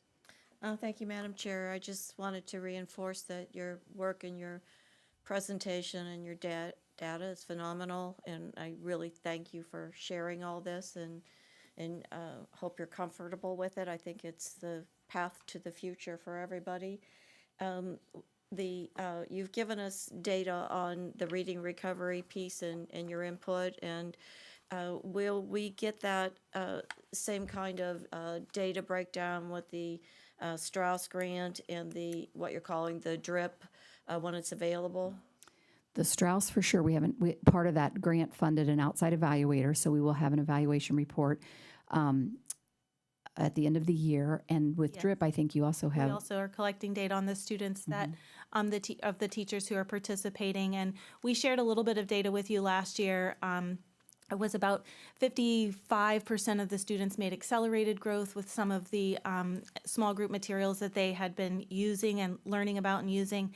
And then, but 90% made growth. And so we're talking about students with varying disabilities and, kind of a unique opportunity to work individually and in small groups with students who are, coming with a lot of various needs. And so, but we're looking forward to having similar data to share with you at the end of this year when we pull not only the grade level data and their comparative FAST scores, whether they're in K2 or 3.5, but as well as some of their progress monitoring data that is coming from the tool that we use in the district. Thank you. I would like to see that the particular Strauss grant, reading recovery, and DRIP as part of the progress monitoring piece because of the amount of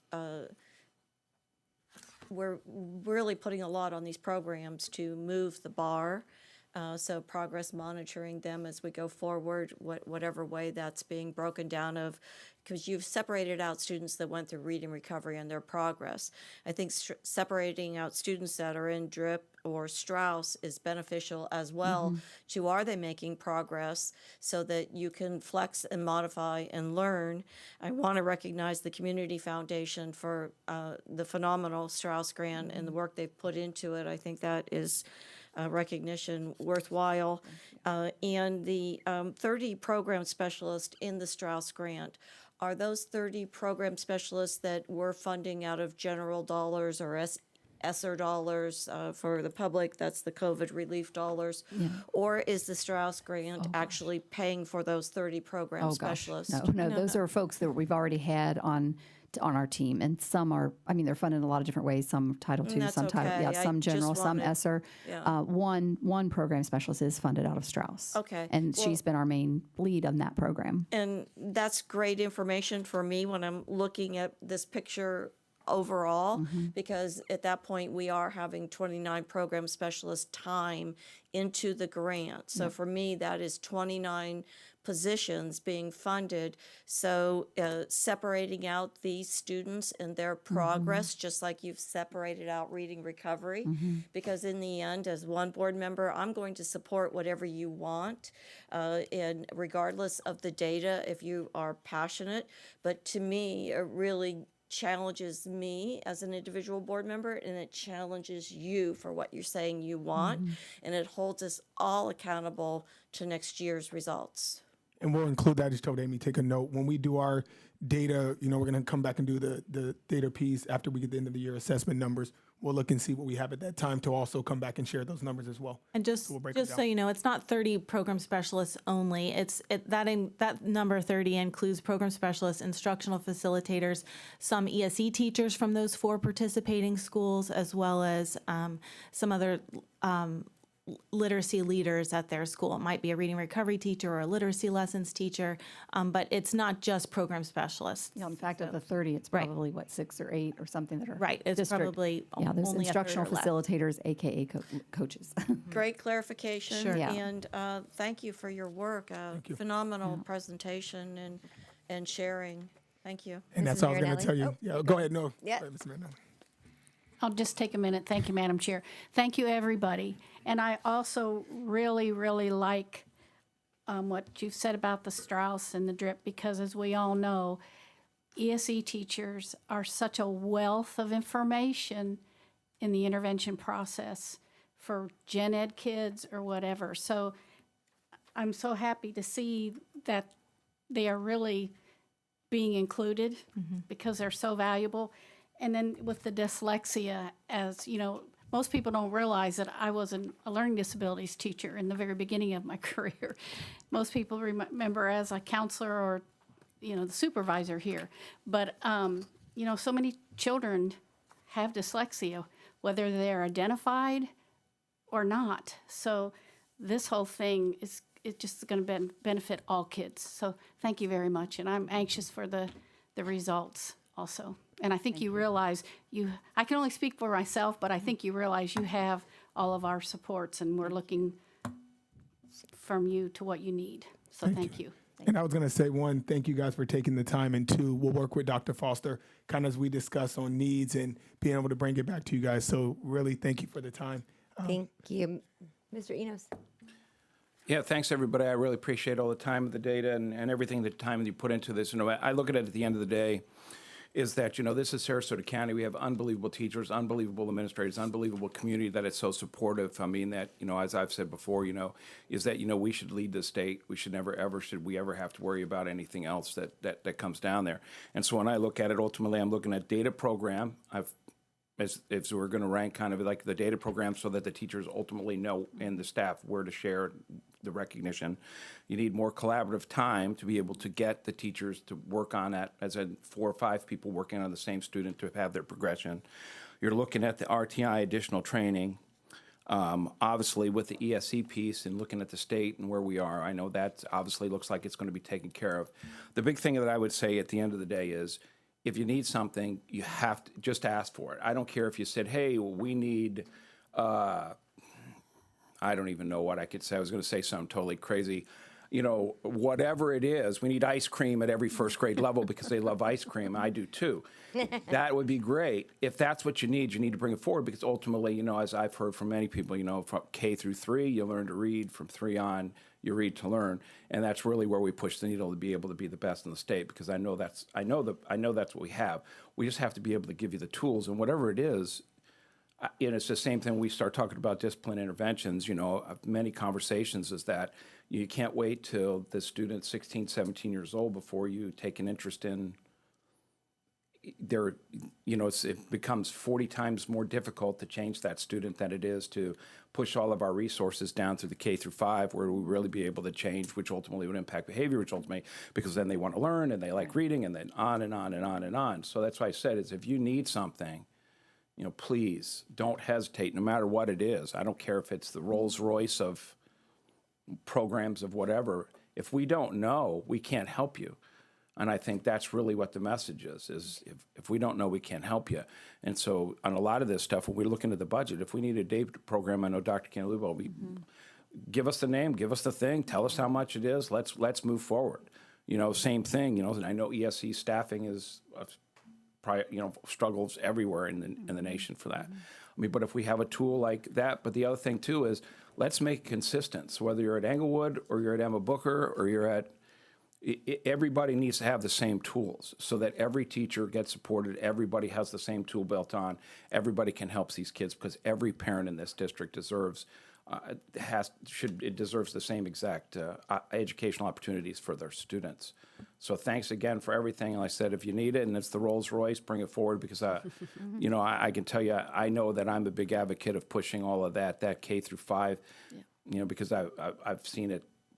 But we all know what happens, and we just need to make sure that we're really pushing it where we need to be. Nothing to say anything from middle and high school. But at the end of the day, it would be really great to be able to really push that needle, because I know we should lead the state. We should. This is Sarasota. We're not second, and I'll say it again, we're not second to anybody, period. So I'm looking forward to it. So please have that done by 5 today. Thank you. Dr. Foster.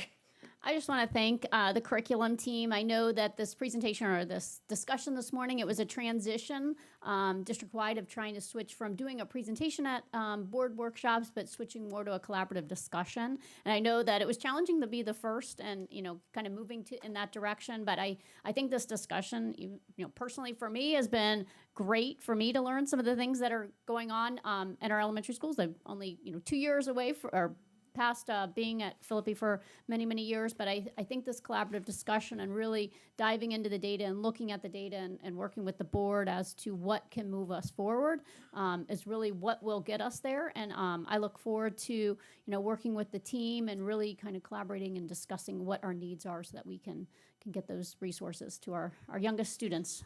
So just want to thank the team again. I know a lot of time went into this presentation, so thank you. And I appreciate, really, as was mentioned, we were able to drill down in a way that I think is unique but helpful. And in my mind, I think about it, when we have these kind of discussions, and I think, Mrs. Rose, the way you put it was being able to be honest and share those things because we're able to move those aspects is if we're having honest discussion, and this was great. I mean, this was fantastic.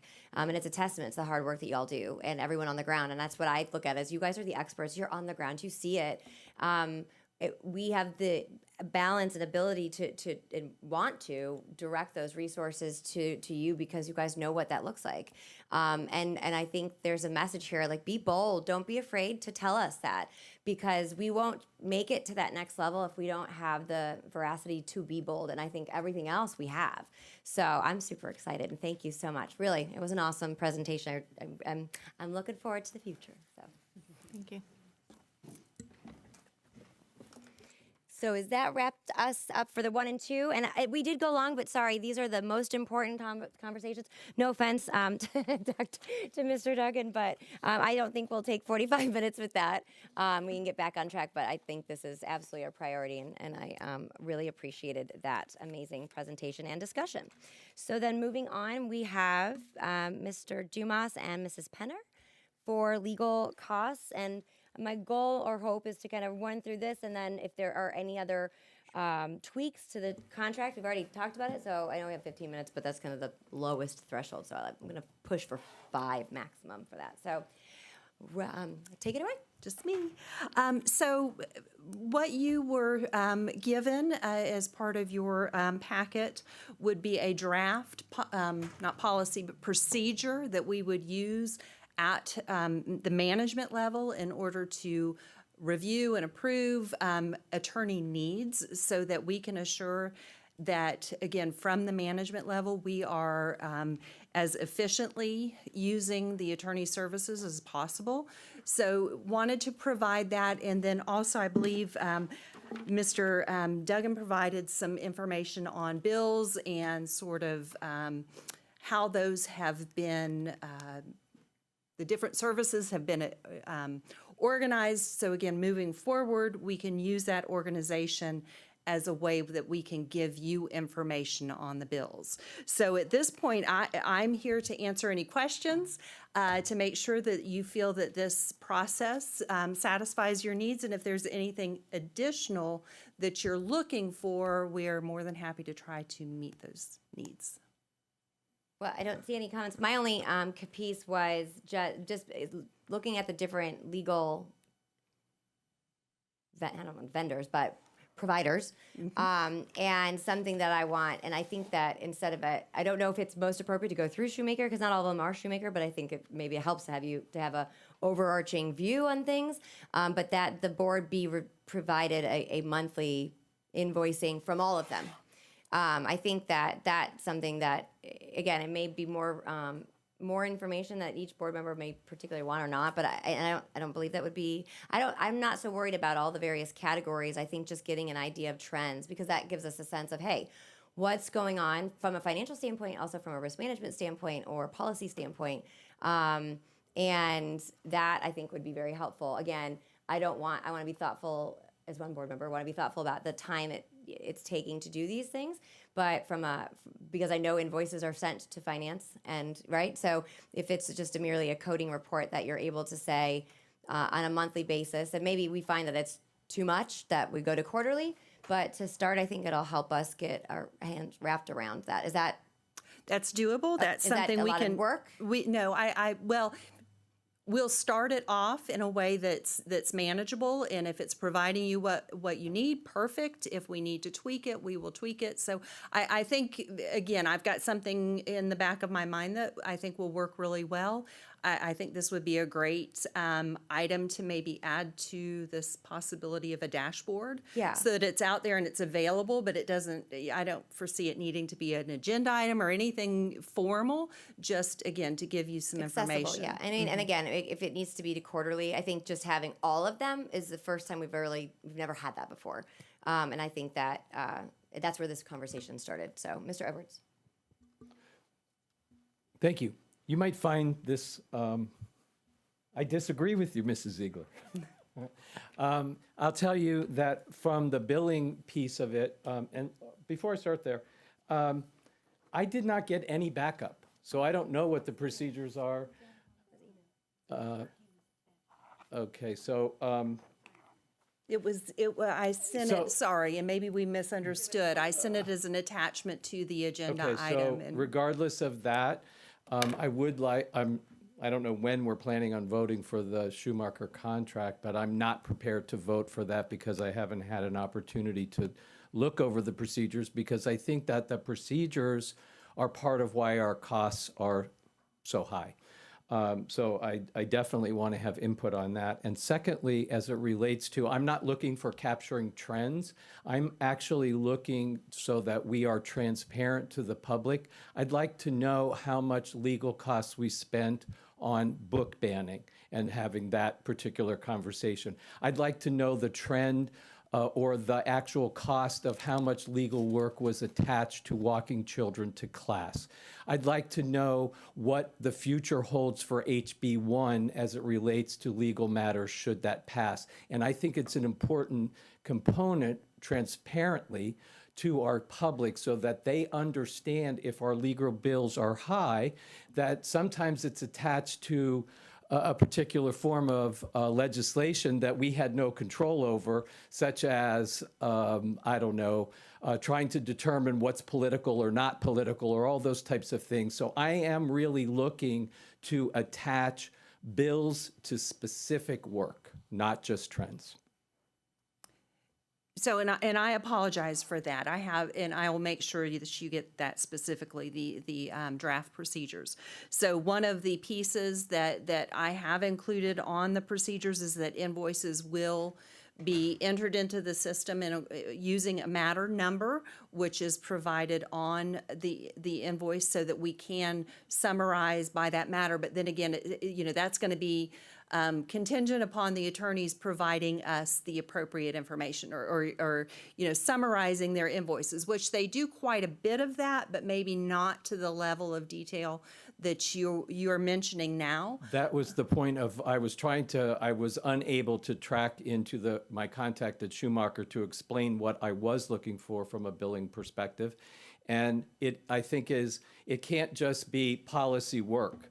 That is a trend and that is a type of work, but I think it needs to come down specific to, is there a particular policy that needs to be rewritten or re-looked at, or as legislation comes to us from this new session, how much time and effort and costs will be associated to re-engineering those kinds of conversations. So I think I would like to know that information, but I think it's important for the public to know that as well. Well, I believe that it was definitely provided early on. It was before Thanksgiving. Oh, goodness gracious. Before spring break. So, and I, in my mind, can you explain specifically what you would expect to see? Just because I want to make sure we're clear. I thought I was clear. I'd like to see that when we are working on a specific policy through Mr. Duggan, that all of the hours and time that's spent from the law firm is that it's not just called policy work or working with the superintendent. It's actually designed to say, this is HB1 work. This is walking children to class work. Whatever you call it, it has a specific, whether it's a big category, policy work, but then a sub number so that it drops into a place where it's categorized. And the work, for example, I know Mr. Duggan and I had a conversation that we weren't on the same page of how much time it cost when we had the book review or book banning. So it won't be up for discussion. It would be in detail. It would be logged in, and we would know exactly what was spent. Well, I have no problem with transparency. To me, that seems like, and I again don't. It's so politically driven that it's moving us. It's just what a wildly different comparison to the previous conversation to now. We obviously disagree on this because I think it's weaponizing it with an intent to be political. I have no problem highlighting to the community certainly the costs incurred for legal services. And even sharing, hey, but we had to put a lot of time and what have you into legislative changes. But the way is specifically that maybe it's just the way you outlined it, is about as political as it gets. Mrs. Rose. Thank you, Madam Chair. I'm not aware of any book banning, which is an example of, I feel like, and we've all agreed that when we focus in on things like reading, that we really accelerate and we show unity and we're modeling what I individually want to model. I would like to stay away from hot potato kind of items that don't exist. We have not banned a book, and I shouldn't have to say that. I'm also under the understanding, would like clarification, that that one board member does not drive directives to the staff, the district staff, that is a consensus of the board members to the superintendent. And the superintendent is the person who conveys that. If I'm wrong, please correct me. Nope, that is correct, Mr. Edwards. Wow. That's why I'm bringing it up in a workshop, so that I wouldn't have to look for a way to find that information. I believe I'm doing what is correct. And furthermore, that is the second time that an explanation that I give, and I'm going upon Mrs. Rose, didn't even want to use the P word, as I recall, at the last board meeting. And so I apologize to the staff and I apologize to the public that Mrs. Ziegler has, in fact, the one that took it political. I'm just looking for the correct dollar amount that is attached to specific line items of work. When you own a business, that's what one does. And it has been confusing from a legal perspective that legal dollars are not exactly accountable to a matter number and a topic. And I don't find my request to be either political or unreasonable. Thank you, Mr. Duggan. Yeah, just to give a little context to this discussion. First of all, the billing is a little bit of an art, not a science. I try to do it as precisely as we can. I can tell you it has been done the same way since Shoemaker took over in around February of 21, regardless of who the lawyer sitting here was or who was reviewing the bills. And I can tell you that we generally, pursuant to our contract, have had, although this has fluctuated a little bit historically over time, generally speaking, a day-to-day rate and a litigation rate that is in the contract that has been presented to you for approval at some point in the future. That's consistent with how we've done it. And within those two different types of work that we do it generically by matter number, and a bill is generated. And you may recall that right before the spring break, I had distributed by matter number. I pulled every matter number that we had, and I told you this was the cost for a 1-month snapshot for that. There is a little bit of a lag time between the bills going out and the bills getting paid and invoiced, especially when there's things like Christmas break. So the numbers that I pulled you recently were for November, which was the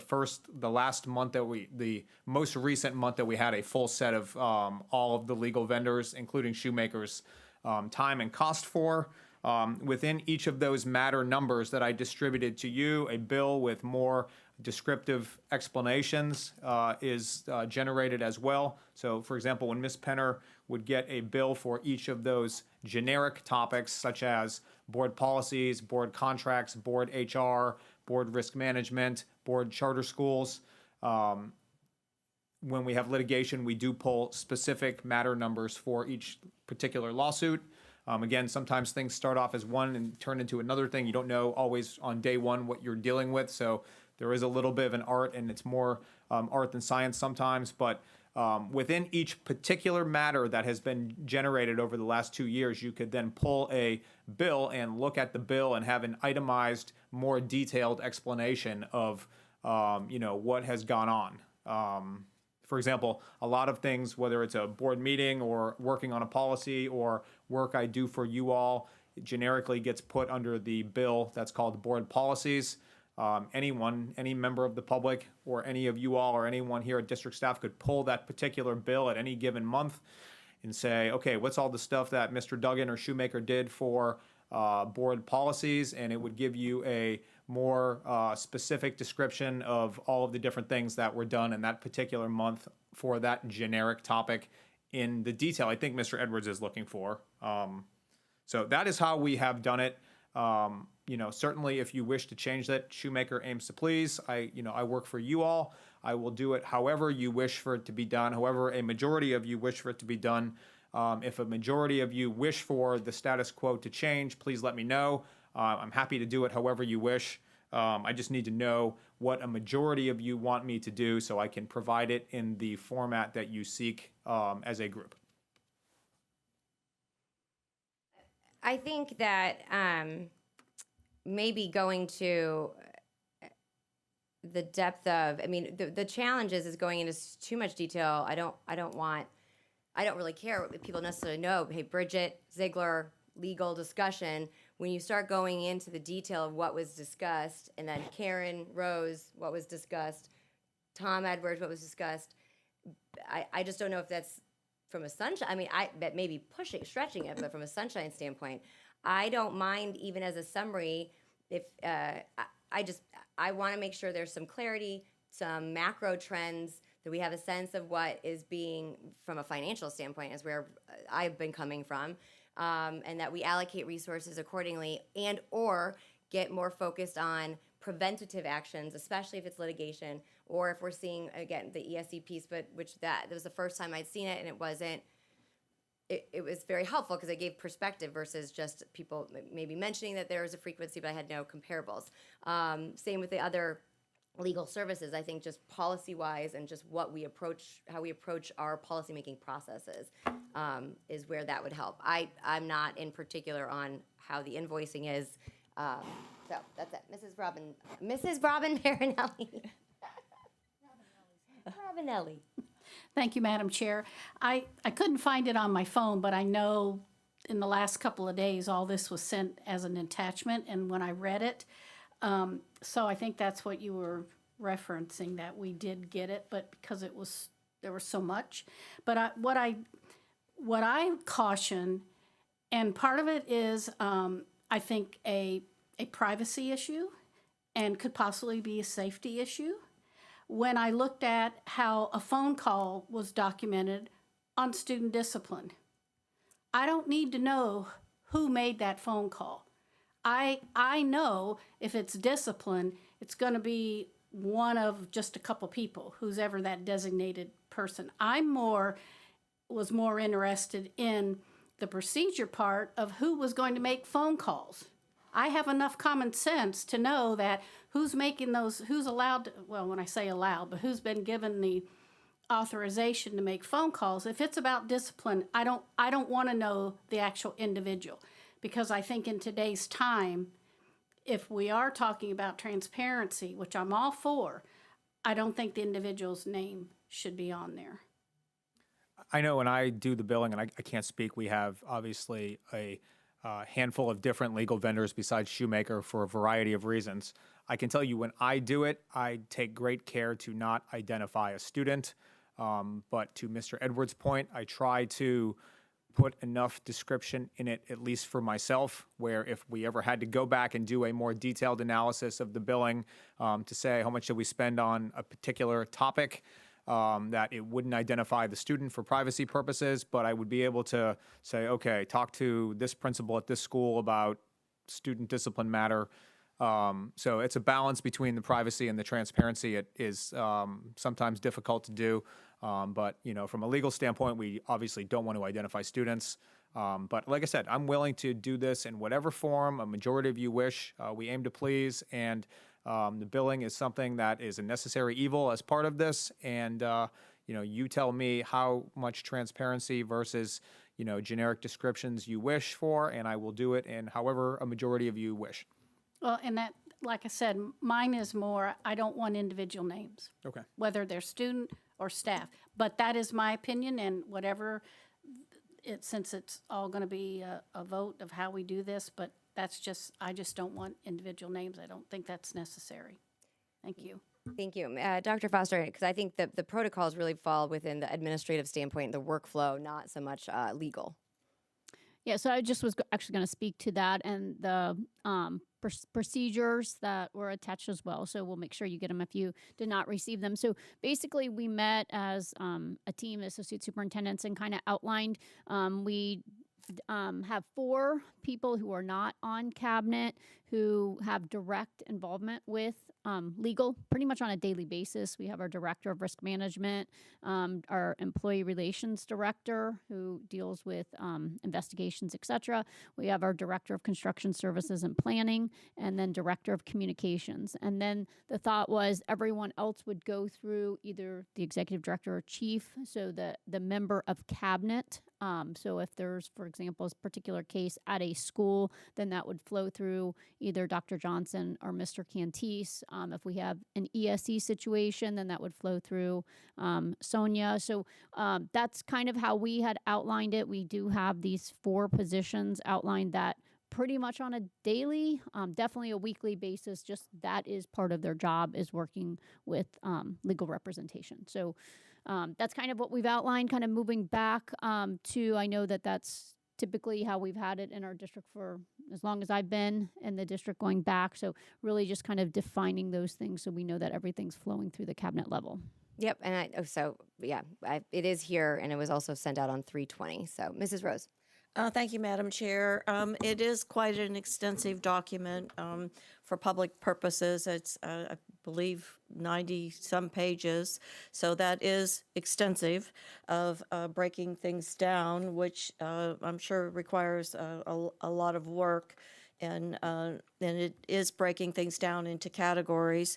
Also, there is a protocol that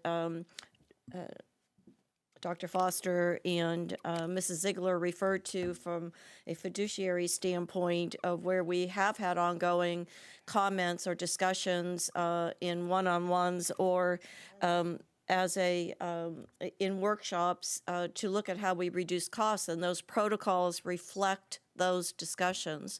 Those protocols have reduced the amount of people that are authorized to access legal counsel, and at the same time building capacity of the legal pieces with the executive staff and assistant superintendents. So I think that these things, that we have made progress, and there is extensive documentation. So I am comfortable, and I also agree with Mrs. Marinelli that I don't think that it needs to be personalized to individuals, whether it's discipline or otherwise. Thank you. Mr. Edwards? Thank you. I agree also that there's a confidentiality and a security issue, and I certainly don't need to know how many times Karen Rose or Tim Enos call the attorney. That's not really my concern. But I would like to know that how many hours we're spending of board conversations with the attorney. I think that's an important trend. Secondly, you certainly can pass without my vote, so we all know that. But I really did mention to Patrick that I was trying to get a hand, and I gave him plenty of notice about invoicing is a concern of mine. For whatever the reasons are, I wasn't able, and I'm not blaming anybody, but I was not able to have those conversations, whether it was over spring break or even prior to that. So I feel that, again, I'm using my business hat for this one. Overall, there may be an argument down the road as to why we would want to hire an in-house counsel. And having those trends and those details would be important to saying which would be more cost-effective for the school district to carve it out from an outside counsel and bring those kinds of things in-house. And so I don't find my requests regarding billing to be extraordinarily painful or difficult. I think that they're reasonable, as I've said, and putting this off to get a sample for all of us to look at, whether it be confidentiality or security or groupings of how invoicing should look like, and I mean should look like for a $1 billion school district, is not asking too much. Thank you. I think a couple things. I am in the aspect that I believe that we are able to capture the information from a fiscal standpoint. I don't know if you, I'm still not clear if you weren't able to look over this document. Like was said, it was multiple pages. And the other part is that wanting to move forward because this conversation continues to come back. I want to balance the scales where we're just getting to what we need to do to move forward, because this has been kicked off for more than once, and I believe the information was presented. It may not be the way you wanted it, but I want to make sure you did, in fact, get the information. Mr. Edwards. I don't know if I received the information or not, because apparently it came on my phone. Mike. It may have come on my phone, and I haven't looked at it, so that much I can tell you. Lastly,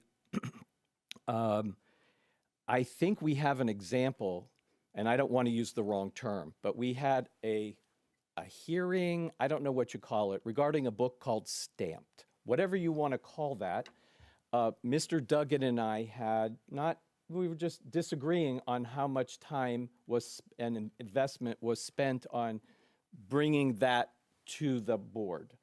And so what I'm asking for is that that's not up for a discussion, is that information is automatically captured and we all see it and the public sees it. So that's really an example of what I'm trying to look for, so that Mr. Duggan and Schumacher understand, because that we can all relate to. We were all here when that discussion happened. And so for the public, it's avoidable, and for individual board members, it also can be avoidable. So in my mind, I think again, I'm one board member, so I want to be able to figure out where we're going. If this is what has been presented is acceptable, I don't see the need to continue to belabor it. And I also believe that Shoemaker's been patient with the tweaking of the language, and I want to make sure it's in the correct posture. So I need some clarity from others, not voting, but in order to move forward, or do we need to continue this down the road for further discussion? And I am content with where it is. I believe it is that there is information available to gather and capture that even what Mr. Edwards is looking for. Mrs. Marinelli? Thank you, Madam Chair.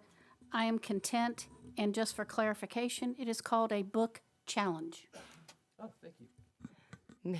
Mr. Enos? I like I said, I think that overall, my view on this is that, as in everybody said, I think what it comes down to is what are the, looking at it as a snapshot of the district as a whole, and exactly where are we spending our funds in regarding to legal counsel, and what are the topics, without getting down into the details. And I think, an easy Excel spreadsheet to be able to update it or whatever Ms. Penner can provide.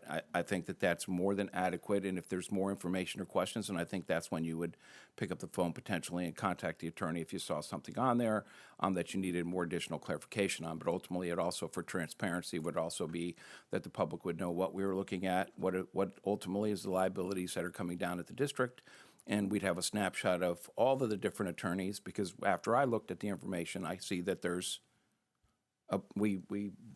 many different people who have expertise, and again, being in Sarasota, we want to obviously have the best representation too, so that we want somebody who's very specific in that specific legal arena to handle those cases, because I think that that's what's deserved. So with that, I think that as easy as it could be made possible, and then if you have further questions, then you can follow up. But I believe that that's something that I think that everybody really would like to look at. Thank you. Mrs. Rose and then Mr. Duggan. And I have a question on the budget piece of this is just where it all began. The 90 some pages I thought had details that were more than adequate. Thank you. Mr. Duggan? As well as the protocol, I want to add, I'm very happy with the new protocol. Just to go back to the example, whether you call it a book banning, a book challenge, whatever, just to give you like an example of that, you would have to look at multiple bills to come up with that cost. For example, I first had those discussions with Mr. Mnuchin back last spring. They morphed into a lawsuit that Shoemaker got dismissed over the summer. It was improper, shouldn't have been in court, probably should have been a book challenge. Those discussions continued into the fall about what our policy looked like. So my guess is, without going back and looking, the board policy bill for those months would reflect that. And then, of course, it formalized into the process that we had here. I was asked to read the book. So I guess what I'm saying is, in any given day, I do the best I can to describe what the work I'm doing is. Sometimes it changes from one matter to another matter. Sometimes that evolves over time. And so it would be very difficult to capture it in one place with specificity in the first attempt. But I think that our billing is detailed enough where if there ever was a question about how much time do we spend on this topic, I could go back and identify those bills and then with a calculator total up on any topic that anyone was looking for, how much we spent on it. I think it would be more difficult to do that on the front end and relatively simple to do it on the back end, but it would take time on the back end. Okay, thank you. Finally, my question was on the budget when we were talking about why legal costs weren't under our department. And while there are some, as we look at the aggregated legals, there would be not is general legal, or do we put it under department? So I just, what would your advice in that from a financial planning standpoint? Well, the way it's happened in the past is the majority of the legal costs have been actually put into a separate department by themselves. It doesn't really belong to anybody, but it's generally managed by the superintendent. Okay. We can move that wherever it seems best. The way I'm seeing it moving forward, it makes more sense that individual departments would own their piece. For instance, ESE should own their charges, as well as HR should own what they're charging. So I think we need to peel some of that off and put it in the appropriate department, and then leave the majority of the I don't want to say generic, costs, but yeah. the majority of General those, and we can roll that into the board's budget, roll it into the superintendent's budget, or keep it as is, and just make it again more transparent that we know, even if it's in a separate cost center, we know what it is and how much has been used. Okay. So, I'll defer. I don't have any particular request. I think that it was just a question, and when we were talking about the budgeting process, that's how it came about. So, I will defer to you, and I do like the idea, and personally, as one board member, like the idea of it, some of these going to certain departments and owning that, because it's very clearly driven by that aspect. But then there's the general counsel. That's why it's called general counsel. But that could be, whether that makes sense to be under the superintendent standalone or the board. Do you have any recommendation? At this point, I'm thinking we can keep it as a standalone and just make sure we're more clear. one of the reasons in having it not in the board's budget is just to make approval of the invoices more efficient, not necessarily the best line of approval, but I think if we're submitting you information enough that gives the board sort of a quasi-approval that you've got some meat to sort of sink your teeth into so you can note additional questions and continue to have the individual invoices approved by departments and by the superintendent moving forward. And we can always tweak it as need be depending on how we see that. But moving forward, I'm kind of looking at it as, again, keeping it the same. We'll peel off departments' pieces and then give you enough information to where you feel that we're going in the right direction. And there are, again, to your point, trends. There are not any trends that give you concern. And again, having the superintendent be in charge of the approval, the overall approval. Okay, perfect. Mr. Edwards? Just for clarification, if we're moving forward, because I don't want to have to vote no on Schumacher because I'm fond of their work. An individual board member can phone in to Schumacher and drill down for clarification on a specific topic. I would say yes. I mean, if I was asked, I absolutely could do that. I don't know that I could do it during the course of one phone call. I would have to find out what the board member wanted, go back and pull the bills and take a look and get back to you. But it can be done in a day or two. Then I am okay. Very good. Okay, so sorry that took a little bit longer than expected. Thank you so much. I appreciate it. Thank you. Now we will move on to trade academies and healthcare academies. Miss Dr. DePillo and Mr. Edwards.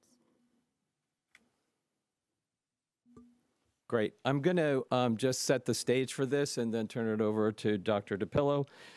When I became a board member, one of the things that was concerning to me were sort of connected.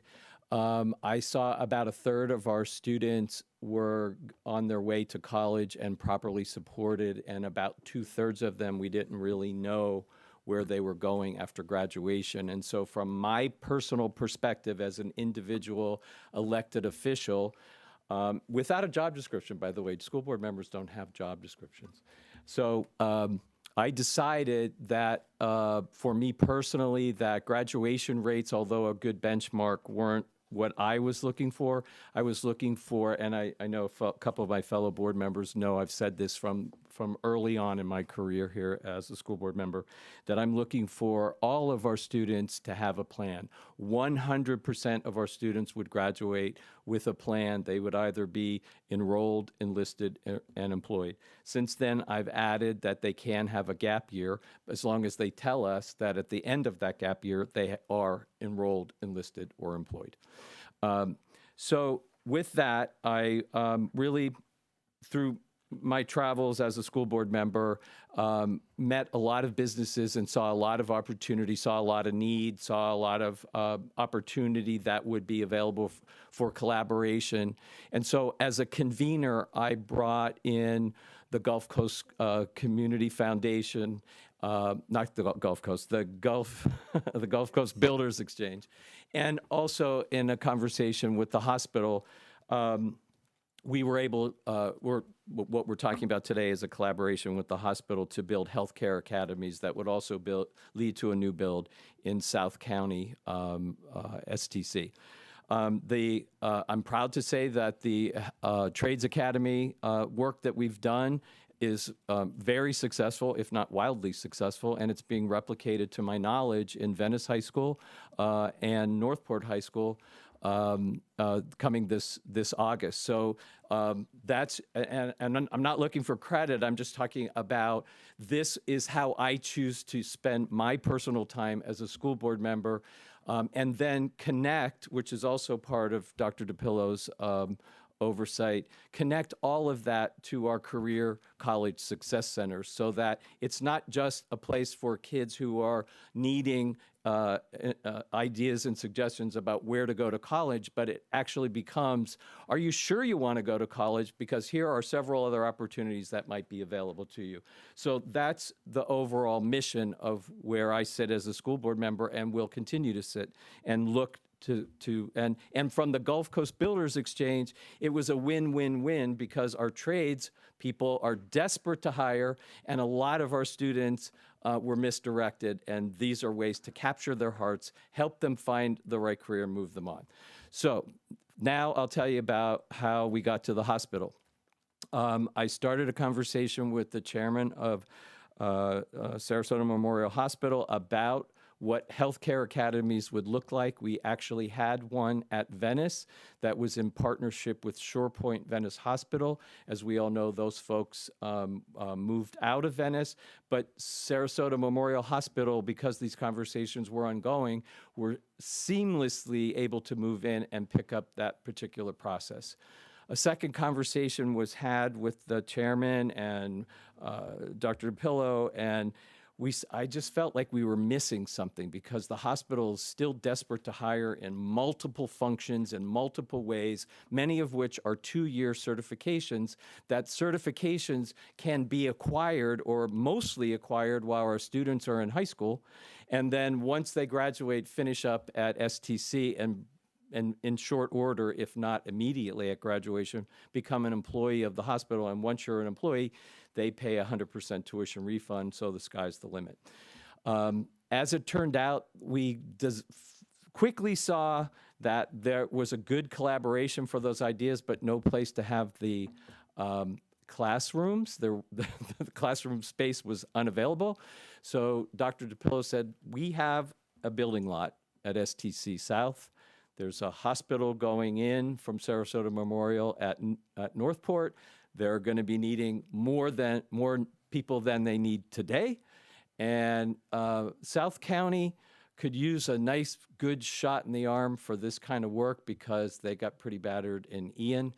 And the idea, and of which I'm sure Dr. DePillo will summarize, is in order to afford that building, we really need to have a collaboration with the city of Northport, with the hospital, and with the school district. So what sounds incredibly expensive can be shared and then also we can present all of this to the state and see how much, if not all, that they'd be willing to invest in us and our great ideas. So that gives you the Reader's Digest version of a lot of time and effort that went into it. And I just want to reiterate that when we were disassociating ourselves with Dr. Asplin, I did not want to see that work go down the drain and start over. So I quickly said I need to have this discussion as a workshop with my fellow board members so that we can keep the idea alive and well. Thank you. Dr. DePillo. Well, thank you, Madam Chair and Mr. Edwards for that summary of my presentation. Basically covered everything I was going to say, but I'll back it up with this was getting everybody to the line of scrimmage. So there's been a lot of work done. Mr. Edwards has been involved, as he said, and this was an opportunity to get the other board members up to speed exactly how we see it and how we want to move forward, where all the players are and how they all got involved. So Mr. Edwards summed up most of that ancillary material and that information. But I just want to share with you a couple things about how we function and how we get to that discussion about the Northport campus today versus the expansion 5 or 6 years down the road. So our CTE programs are designed by a couple different criteria. We always look at our local labor report from CareerSource, a state reporting organization, to look for high skill, high wage, high demand jobs that are the outcome of our training programs. We look for local employer involvement. Is there a need in our community? Are there willingness to step up? And I want you to kind of reference in the back of your mind the general contractors and the hospital as I describe these things, and they all line up pretty good. There must be some state curriculum involved. Our facilities, we must have a facility that kind of replicates the workplace as close as possible so that our students have an opportunity to train in a great facility like we do have. And then, of course, a qualified teacher. And that doesn't necessarily mean somebody that's graduated from college. This is a teacher that has a skill set that's been a master at their skills, and then they're going to share that mastery with 10, 20, 30 students a year and get them into the trades. Our operational principles as a technical school in Florida, we have are driven by the market. We are responsive to business and industry needs. And then, of course, we have to be cost effective both to the state and to the student. And now, our tuition right now is at $2.90 an hour, which is pretty affordable. And that's set by the state, by the way. And then we focus on results. I hear results a lot at the dais. We look at job placement and industry credentials. That's our goal. And that's where we end up trying to focus, and we are held accountable by our accreditors, our accreditation team, at certain levels for completion, for certification, and then for placement. So all that conversation Mr. Edwards had about the hospital is what we've gone so far as. So we were kind of halting on the conversation until we get everybody up to the line of scrimmage, as I said. But just pulled the information from the local workforce, and you'll see on the next slide here, that we are looking at occupational titles. I listed a couple of the medical ones and some of the industrial trades programs, and you'll see 2022 to 2030, the growth. And then what I have highlighted there is the current vacancies as an LPN in our community, 952. And that doesn't sound like a lot, but it's a large percentage of what is available in terms of the next page shows how many students we're graduating every year. We do about 200 students a year in LPN, and there's vacancies of 952. So we are behind the curve on purpose. That's our mission, is not to necessarily complete everybody and fill the need, because then we'd be out of business. So we want to make sure we're behind a little bit. But the growth, as you saw, 2030 on the previous chart, they're growing 200 a year. So the hospital's building a 100-bed facility in Northport. They're building a surgical unit or outpatients in Welland Park. What's the name of it? Acadia is bringing a 100-bed facility to Northport for mental health. There's definitely growth in the medical profession. And as you see, notwithstanding what Mr. Edwards says, but the Northport SDC nursing program is at capacity. We only have one lab and 2 classrooms there with 2 instructors. That limits us to the number of people we can produce there. The need for skilled workforce is growing in South County. And like I said, a 100-bed hospital in Northport, and then more facilities in Welland Park, and then all the support facilities that are going to happen around that drive the need. And what's more critical is that the local workforce who's right now driving to Sarasota every day won't have to drive to Sarasota. It's going to create a vacuum of staffing in Sarasota, because they're not going to want to drive to Sarasota if they can work at a hospital in Northport. So it's a regional need. It's just not for Northport. But the training facility is where it comes into play, because the drive right now from Northport to Sarasota is quite a drive. If they have to drive to STC, it's about 45 minutes from the highway. And if you have anything happening on the highway, that means somebody who has to train every day at STC North and the nursing facilities spending an hour and a half on the road every day. And that's quite a bit to ask for staff or for students. The city of Northport has requested multiple times the convocation of government this year, the convocation of government last year. They see, and we're trying to forecast and be ahead of the curve in terms of building capacity for training, not only for the medical programs, but for the trades. It's going to happen. The ribbon cutting and the groundbreaking that happened last week at Northport for their infrastructure is going to open up a whole lot of property for manufacturing, warehousing, industrial, just south of Toledo Blade at the intersection of I-75. The mayor and the city manager have implicitly said to me that we will help get the resources and allocations needed to fund the expansion of Northport. We have the support, and I think many of you got emails yesterday about the support for the expansion from the city manager and from the mayor.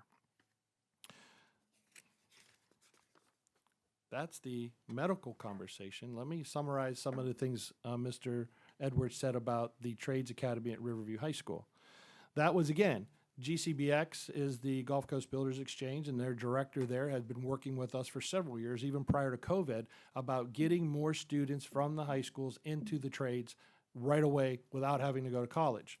The The first event we had was the construction rodeo, which we partnered with Manatee Technical School, Technical College, and Suncoast Technical College, and GCBX to bring 400 high school students to a place where they got to experience what the trades was, and then they got to meet with the owners and potentially have an interview on the spot, that they could understand what it's like to hammer a nail and paint a wall, and that they can see that that could be a living wage for them and their family without having to necessarily start right away at college. Then we did the lunch and learns at the schools. We still weren't getting enough traction, so Mr. Cantis opened the door to some of the high schools, and some of the GCBX members went in and talked to the students during lunch about potential careers. Not enough. Then finally, I think Mr. Edwards was contacted and then got Dr. Asplin involved, and then they had the conversation with GCBX about starting a program. The main issue was funding, and GCBX stepped up and provided most of the funding. So we overcame one hurdle with the help of Mr. Edwards, and then we overcame the other hurdles by designing a program that would be successful and sustainable at the high school with FTE in place. They had 60 students to start. I think we're at 47 right now for different reasons. We have, you'll see at the Riverview slide, we have a program set up for success for these students that when they finish this 2-year program, they'll be able to go to work. We have one already hired for the summer. We just started that process after spring break, and today's Tuesday, and we have one hired. We have most of them, all of them will end up with OSHA certification, and currently most hold the core safety certification for NCCER. That's the goal, get them licensed, trained, and then employed. The Northport High School program, next year would be the first year. Mr. Edwards summed it up. We're proposing to have 60 students. I think they'll have more than that signed up. We'll have to weed them out and do some type of selection process for them. Very similar in terms of coursework at the Northport facility, NCCER, electrical. These programs are designed to have a little experience in carpentry, a little bit in HVAC, a little bit in electrical, and then a little bit in plumbing. It's 9 weeks, 9 weeks, 9 weeks, 9 weeks with experts from the field that come from GCBX to speak to the students about the opportunities and potential. And hopefully it triggers something in their minds. Like at the last school board meeting, we had a young man here who was in the Riverview program, said nice things about the program, also said he has a vision of being an electrician. Are you going to get them on tape so you can promote the It's on program? tape. We have it. I just haven't clipped it out yet. Promotion's big right now, and Northport's ready to rock and roll. And so is Venice. Venice has a partner with the chamber involved, the Venice Chamber, and their constructor and partners and members. They're pushing really hard because they see the similar need in Venice and the growth in Welland Park and the number of contractors and subcontracts that are needed to complete the growth in Sarasota County.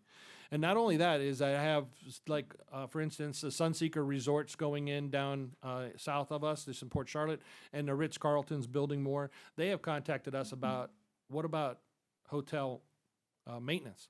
So you need to know how to do plumbing. You need to know how to do a little electric, but hotel maintenance. And can you imagine the difference between somebody working on new construction or one of our graduates working at the Ritz as the hotel maintenance person? I mean, that's a great vision for them, air conditioned, different event, plus you get the bennies of being a Ritz employee. So we are marketing outside of the conventional trades. We're marketing into the areas with the city, with the county, and then with these resorts that are going in. So Venice High will be a little bit different. It's construction management, so we're going to offer a little bit of a different program there to see how that fits, and just to give a variety of programs across the district, north, south, and then mid-county. Just so you know, we have about 800 students in work-based learning right now across the district. That includes internships, shadowing, and then summer work, OJT type programs. There's 45 different pathways within the district, and currently 650 students are active in what we call CTSOs, which are Career Technical Student Organizations. That's kind of like FFA, Skills USA, and TSA. That builds that capacity for leadership down the road for us. 10,000 students in CT programs right now in Sarasota County. It's a lot of activity, a lot of hours being produced. And we earned almost 2,000 industry certifications last year. We're going to be over 2,000 this year. And those are that third-party credentials that give the students an opportunity to not only earn funding for the district, but give them the credential to go ahead and get to work right away. I hope I didn't go too fast. No, it's perfect. Mrs. Rose. Thank you, Madam Chair, and thank you, Dr. DePillo. I'm ecstatic that we are looking at careers being a viable option, trades at graduation, and making it have equal attraction as college. And it's been 5 years in the making, and I want to thank the Gulf Coast Builders Exchange, and I understand the Venice Chamber is involved with the Venice piece. Couldn't do it without the community partners, and also can't help but recognize the Education Foundation that brought all this to life with a good deal of work, support, and funding and partnerships. So we've come a long ways, and in putting the construction programs in the high schools is obviously a high priority. My question is, for the career programs in the high school, I'm verifying my understanding that there is criteria to get into those programs. The entry-level programs for the construction program is mostly based on interest. The criteria for career technical programs, the state has set the bar at 2.0 GPA so that we capture some students that are not necessarily academically accelerating, but really are really good working on their hands. They may not find, sitting in English, math, or social studies as appealing, but we want them to get to school. Those students in career technical programs have a higher propensity to go to school and have higher attendance rates than those that don't have. So my point is, I'm just trying to clarify if I'm correct or not, that in order to graduate high school in one of the career programs that we're developing, which I fully support, that they have to meet certain criteria to maintain and graduate from that program. So the high school programs we don't graduate from, they have something called a concentration. So if they take 2 or more programs and then earn industry certification, they're considered a concentrator. If they earn an industry certification that's on the CAPE list, which is the master credentialing list, they get a flag for acceleration towards school grade. So there's really not a completion, but we're looking for that industry cert because that tells us what they've kind of summed it up to the third-party person out in the community, the construction owner or the employer, saying that this skill set is solid. Well, So, what but they complete at the college. What I'm getting at, so I'm more clear, is that we don't have every student either in a plan to graduate with a career, trades, et cetera, option or a college option. We still have students that aren't in either one of those plans. And I just don't want to forget about those students. I think what you're doing and what has occurred is phenomenal, but am I correct that not every student is in one or the other? So the School Links program that we initiated last year is growing that database for us to see who doesn't have a plan and who does. And so it's growing, and this is our first year of implementation. Matter of fact, we just implemented it November. So we are on our way, and I think I may have a number here. It says, Mr. Jennings had given me a number, that with the career advisors at all the high schools and middle schools and the career centers now at all high schools, that all students will have a personalized career profile. That means a profile. It doesn't necessarily mean a plan, but the goal would be then to get them into the plan. Right. Well, that's what I just want to point out, that I'm in full support, and I don't mean this as a negative. I mean, if we're really looking at every student graduating high school with a plan to be successful or independent or further education, that it currently right now, it isn't like one is in one or the other. I think that's a real important piece, that we still have a vacuum of students that need help and a plan and perhaps support to even get to one of these 2 plans, career or college. I think that's a real important piece for me, that is embedded in fully supporting since 2017 that we've gotten this far, which is again phenomenal, and do want to recognize those that have gotten us there. Let me add one thing to that, Ms. Rose, is that School Links program is giving us a template and is documenting those plans that are in existence. And so in the past, we just kind of randomly said, do you have a plan? Yeah. But there was no way the clearinghouse of saying which students do and don't. So now at least we have some data to work from, and we're going to build on that data. Point well taken. I want to clarify another piece. We have our arts advocates here, And I find that we don't talk about arts as much as we probably need to be talking about arts, given that it truly reflects the high-quality culture of Sarasota, its history, and its future. I want to look at specific teacher funding. I started there in this conversation. And again, these are questions for clarification for all components and parts of our community. Is the Gulf Coast Builders Exchange, because you talked about partial funding, are they funding the teachers and or the Venice Chamber, or are we funding the teachers out of general dollars? What is the breakdown of funding? That's what I've been trying to assess with the construction programs that have gone into place, and from a fiduciary standpoint, and in the future as we look at the healthcare programs, and obviously very much a need, and I very much support it.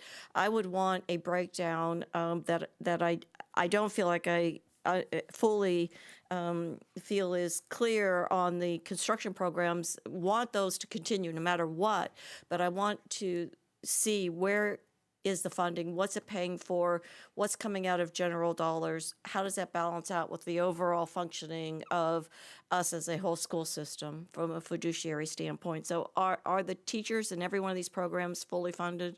They're funded out of the general fund, and they're funded through the district based on FTE.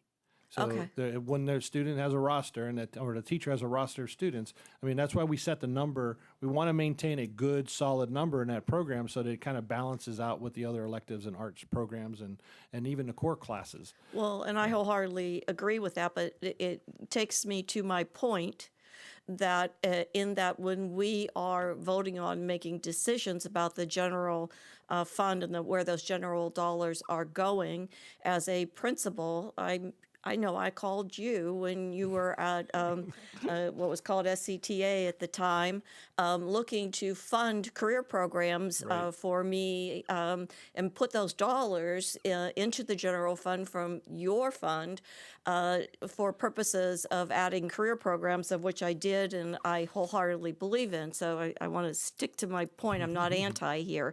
But at the same time, where are these additional dollars coming from? I want to make sure that we aren't reducing, because I only had, say, for example, at Sarasota Middle School with 1,250 students, I might have had 12 electives. I couldn't get the career programs that I got there without you transitioning money from your fund and or the district giving extra. I want the arts people and others that have investments in our district to know that how are we balancing all this out as a whole, knowing that I am emphasizing that I have been for many years a career options strong advocate. So outside of the instructor unit, the GCBX has contributed, and their partners have donated equipment, tool belts. With CTE has paid for the curriculum out of the CTE funds, just like we transferred funds over. And then with the industry certifications, as they earn those industry certifications, that funding that comes from that bonus funding, FTE bonus funding that comes in from industry certs, will then get reallocated back to the program to sustain it. So the goal is to make it a self-sustaining program. Now, the instructor side that comes out of the FTE, of course, I think Dr. Asplin forwarded a unit ahead because we were late in the budgeting cycle for Riverview. And then to get this program off the ground at Northport and Venice, I think they funded a unit for a year. And I think you might want to just... Who's they? Who's they funded? So it's coming out of general dollars. They finance, yes. What I'm going to be looking for in the end... For 1 year.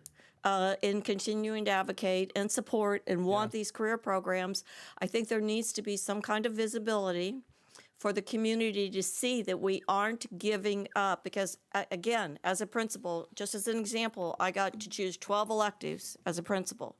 And I couldn't say, unless someone gave me additional money, that I either had to give up an art program or a dance class or a physical education unit to add a career, or somebody had to give me the money. Well, we're lucky. You're exactly right. And we're lucky because we're in a growth model right now at all the schools. So every year they kind of absorb that unit into their allocation based on their enrollment, right? Correct. So primarily, if you've seen the allocation worksheets for units that go to schools, and for the most part, the bulk of the teaching units come through that ratio, that class size ratio. So your 25 students need a place to be at the high school level, so there is oftentimes a, they're generating a CTE unit as well as their regular core units. So there are some units that are generated, as you said, you could squeeze out certain electives based on what your regular allocation was.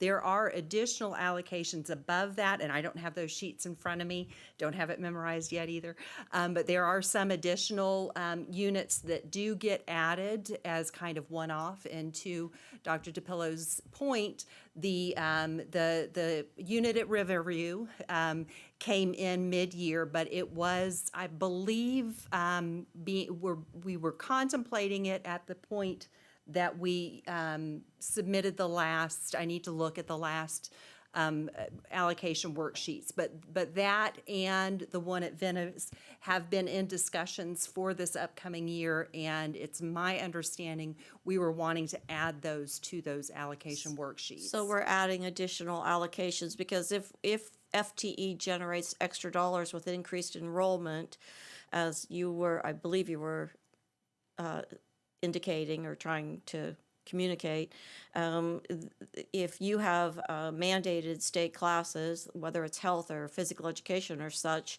you still have to provide all those students with the mandated. So it technically doesn't necessarily go towards, I want to add an additional extra career unit or an extra arts unit or et cetera. So bottom line for me is I wholeheartedly have been supporting these since 2017 with enormous enthusiasm, but I'm really looking for a breakdown of costs that is on paper, what's coming out of general dollars that we're adding into budgets, what are these very, very generous Gulf Coast Builders Exchange, whether it's the chamber or community partners, of which I'm extraordinarily thankful for, what are they contributing, and not only in our current construction programs, and again, if this is the will of the board, I know I'm only one board member asking, I'm putting it forth if there's an interest in the board of getting a deeper understanding of the budget, as well as when we look forth to the Northport piece, which is obviously a very stellar initiative, that is broken down before we go into it versus after we're in it. Thank you very much. Today, we were here to get you to that place, the beginning start in the conversation. We don't necessarily have numbers for where we're at in STC expansion. We've had some conversations over time. There's some money in the capital plan that's set out 4 or 5 years, but we were trying to make sure that you were aware of where we're at with the conversations, what the position of the Northport administration is with the mayor and the city manager, and that they want to pursue the possibility of expanding the Northport campus if all the things line up. So my intention was to come to you and say, that's what we were going to do, and because these kind of conversations happen all the time, but not to that extreme. That's probably the biggest extreme that we'll experience outside of the Northport build to begin with. And it probably is the last one. But as a leader in the state, when our career technical directors come to visit and they see STC and they see the support from Sarasota County, they want to know, how do you guys do that? Mm-hmm. And that it's because it's Sarasota County. And I don't necessarily have an answer other than we have a tremendous support from the board and the community and the business partners and the foundations and whoever else. All the agencies that we work with are very cooperative in that goal because it benefits everybody and it spurs economic development. It's commendable, and I think works. that you are setting a model that's well above the state expectation, and I want to recognize that and commend you for it. And Mrs. Penner, the work that you've done to change the school-based budgets, as I think about what I've been seeing, if it's the will of the board of the things that I've stated, that will be built into those school-based budgets that you are changing and providing. And particularly if you're adding in that column of how positions are being funded, it makes everything so much clearer for not only me as an individual, the board, and for community members. But thank you. Thank you. Any other comments? I have mine, but I want to, anyone? Bueller? No. Thank you. I appreciate this. This is from a starting point. I think that I know that this board over some time, over many years, has been a strong leader on the CTE before it was even discussed statewide or even nationally.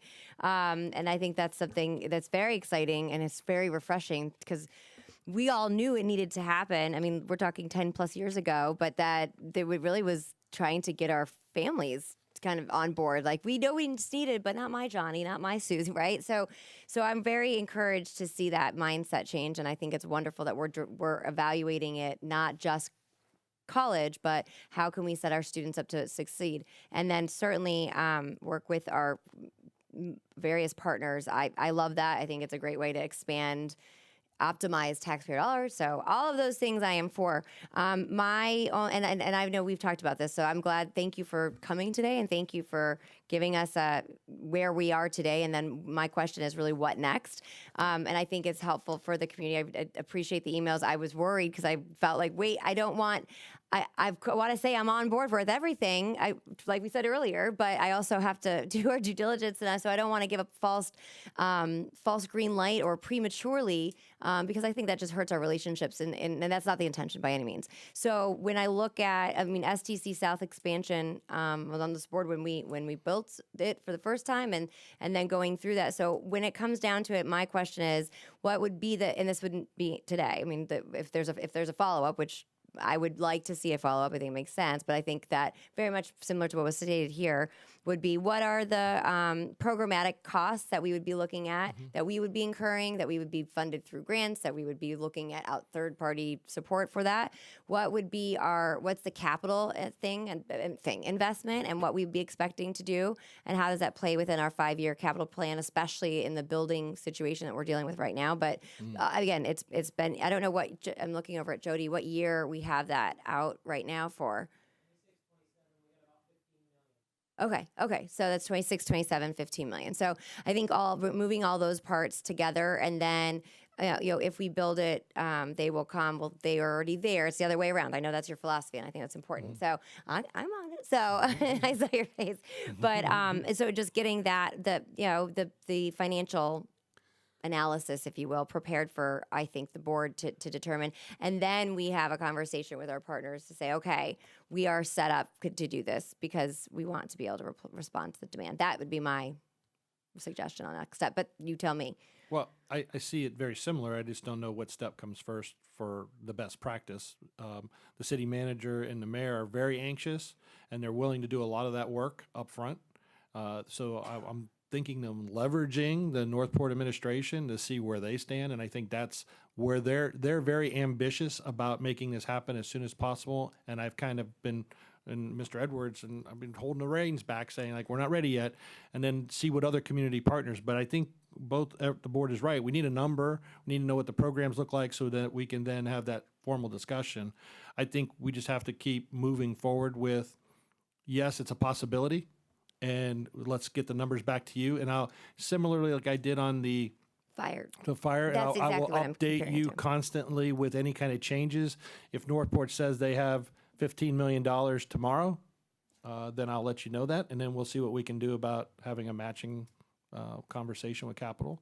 And so, and then we don't know what the number is, but I think it's closer to 22 or 23 is the last total For the expansion. for the expansion on the capital side. Yeah. Okay. And FEP, and just to get the doors open and running. Well, and to that point, comparing it to the fire, I know I did that yesterday when we were talking. So, but is the volume of it and the size, but because that was a $5 million commitment at that time. That still So it's a little bigger, but it's much important. bigger. But I think that I appreciate that's why the opportunity for us to kind of get a first glance, because it felt that there was just being discussed in silos, which I know is the place. I mean, to start up to Right. get it. But to get us all on the same page so that we are all supportive of something that together collaboratively. So that I would say the next step. I mean, I know I have 2 other board members. See, I asked if anyone wants to say. Well, I'd anything. like to do that at least every other month or something like that. To say, here's just an email saying, here's where we're at. Yeah. And then if you feel like it needs to come to a workshop or a board meeting, or if you need further input. I have a feeling that people will be reaching out to you individually to have conversations. That's Yeah. my feeling. Right. See where you are and support or not support, or any ideas that you might have. Right. No, I think just the financial piece would Yes. be as a starting point. Mrs. Marinelli and then Mr. Enos. Thank you, Madam Chair. Not to repeat what all of my colleagues have said, I did talk yesterday to the mayor and to the city manager, and they are jumping. They will do just about anything that needs to be done to get those programs. And I basically said the same thing. We have to work as a partnership and the money. So, but they are very, very anxious to work with us, and I think it has the potential to be a great partnership. So I appreciate it, Mr. DePillo, and I look to you. Mr. Enos. As a resident of Northport and taking that drive every day and enjoying the traffic, and I believe this morning there was a gas spill, and it was locked down for about an hour and a half out on I-75. As someone who lives down there, but I also know is that 100% advocate getting this going sooner than later. I know just from living down there, if you look at the reason we're building the new high school down there and the K-8 is because of the growth. You look at Welland Park and how many, you look at Sunseeker, I know them very well. You start looking at, a lot of the difference as I was contacted through there that, they're looking at like Gulf Coast and other builders. They're looking at doing more internships because they need to have the people. I know people potentially in this room that still have roof damage that still can't get anybody to come out because they don't have enough employees, including in the community that I live. They can't get the work done because they don't have enough people because they're so backlogged. So, as soon as we can get that done and use the Northport, like you said, the administration has reached out. I think that the sooner the better because the growth down there is, they have the people. That's the thing. They have the people that want to come. We just have to give them the opportunity to get that certification because it is a big stretch to drive. If you're coming from Sumter or you're coming from anywhere south, you're looking at 45 with no traffic, and not even in season. And now with season, I think that the sooner the better. And hopefully, like I said, that we can get everybody on. Argus, Gulf Coast. I think there'll be a lot of different businesses that would come and support that because we could see it and it would help the residents in Northport. And I know in South County a lot of times those, the services are a little bit slower to get down there. So we need, as soon as you can get the info and, I'd love the updates so we can get it started because it definitely, the need is there. Mrs. Rose. Just want to say you mentioned that the administration in Northport, county administration is looking, our city is looking at, municipality, to be exact, is looking at contacting us, and I just wanted to let them know I welcome a phone call and very interested in collaborating with them and hearing from them. It's an exciting prospect. So next steps, I'm looking at Dr. Foster or Dr. DePillo. Give me some guidance so that we can schedule. There's a lot of moving parts, but I also want to tie it in. In the back of my mind, it's, go back and have a conversation with Northport, have a conversation with the hospital, the people we've been working with, have a conversation with whoever else we need to have a conversation with, the planning development team. Jane will get with her and redo a cost analysis of what programs. Our SAC committee has a subcommittee of potential people that are discussing programs for the Northport campus for the last 3 years and seeing what the trends are. They now have their EDC down in Northport is involved in that with the chamber, so we'll allow them to have some time and put in some input about what type of programs they'd like to see outside of the medical training programs. Maybe automotive, maybe whatever other the trades, construction trades, and how to make some lab space and classroom space that is multifunctional so that if one program isn't being that successful, we can switch it immediately to a new program and kind of give it the dynamic of, maybe one program runs for 6 months and another program starts right after that in the same classroom. So we build capacity of people on a wait list maybe. So all those ideas, I think we're going to start talking more about, and over the summer probably get some numbers. But I think the timeline's, about 3-4 months before we can come back with anything substantial. Okay. I can give you an email update on what they think, and based on some programming and ballpark a number for capital, and that would be just a ballpark. But I'll have to get with some of our state people, the chancellor for career technical education, Kevin O'Farrell. I'll have him talk to it, and then whoever else we have influence at the state level, our representatives here locally, and see if we can get some traction from them. So lots of conversations to come. So Yeah, so I think you guys just I don't want to say pause, but stay tuned. perfect. Mr. Edwards, and then Dr. Foster. Thank you. Exactly what Dr. DePillo said is kind of where we all were. And by the way, I wasn't working in a silo. I was working closely with Dr. Asplin, and Dr. Asplin was asking for Dr. DePillo's help and so forth and so on. So it's not, I just don't want to give the impression that I run around the school district and ask people to do things. I always work appropriately through the proper channels. And so where we got to and why I didn't want to see the work was we are now ready to put pen to paper and say this is how much it would cost and who's paying for what potentially.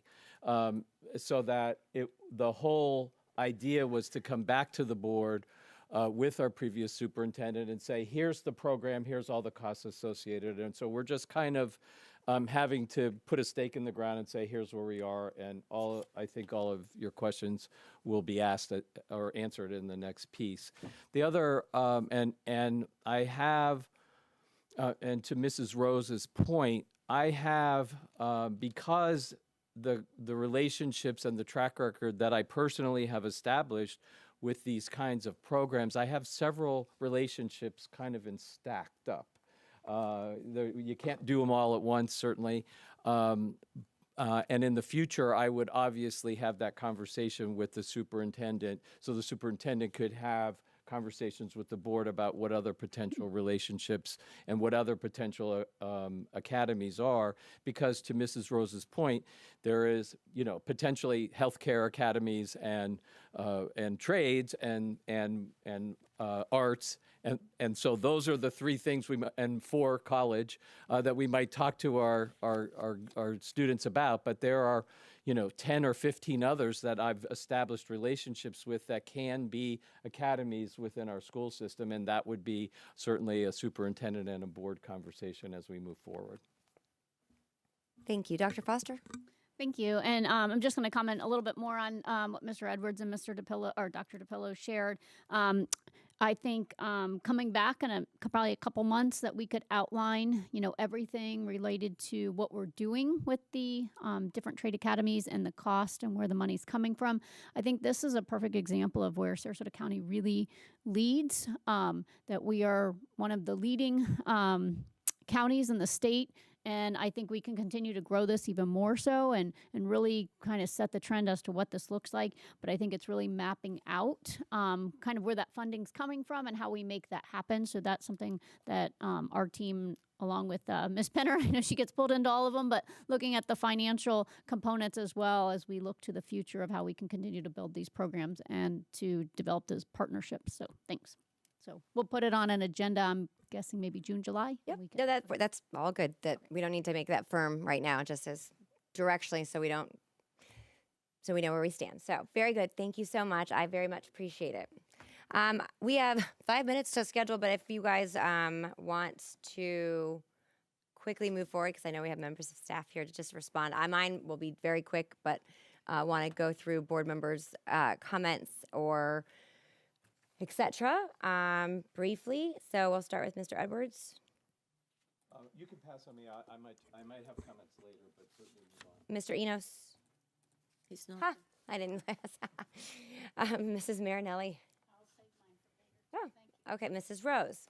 I just want to reinforce the work of the curriculum departments, elementary education, and the willingness to come forth and really have a workshop that we haven't had in a long time. And I enjoyed it more than I've enjoyed anything in a long time. So just want to reinforce your work and thank you. She almost jumped out of her chair, just for the record. It was very... so I have a couple of mine. Hopefully it will be brief. And I was actually just going to give an update, although I see Mr. Binswinger here. But I had brought up previously kind of going through and a couple of these will all flow in that course of trying to think of ways where we can be proactive and avoid, for lack of a better term, because the reality is people just have different opinions of certain things. And so to avoid disruptions or surprises, I think that there's so many things that are unfortunately not that our staff ends up getting to deal with, but that's not their intention. And so having push notifications for all families to receive an update when their child checks out a book was something that we talked about. I know Mr. Renoff and I had talked about it, and then really looking at it from the academic lens of, hey, engaging a parent so they know what their child's checking out on a positive end, so it's not always negative, but also to provide some insight. So are you here to give us an update on that or no? I don't know. Because I did not plan for it. Otherwise, I would have put you that way. But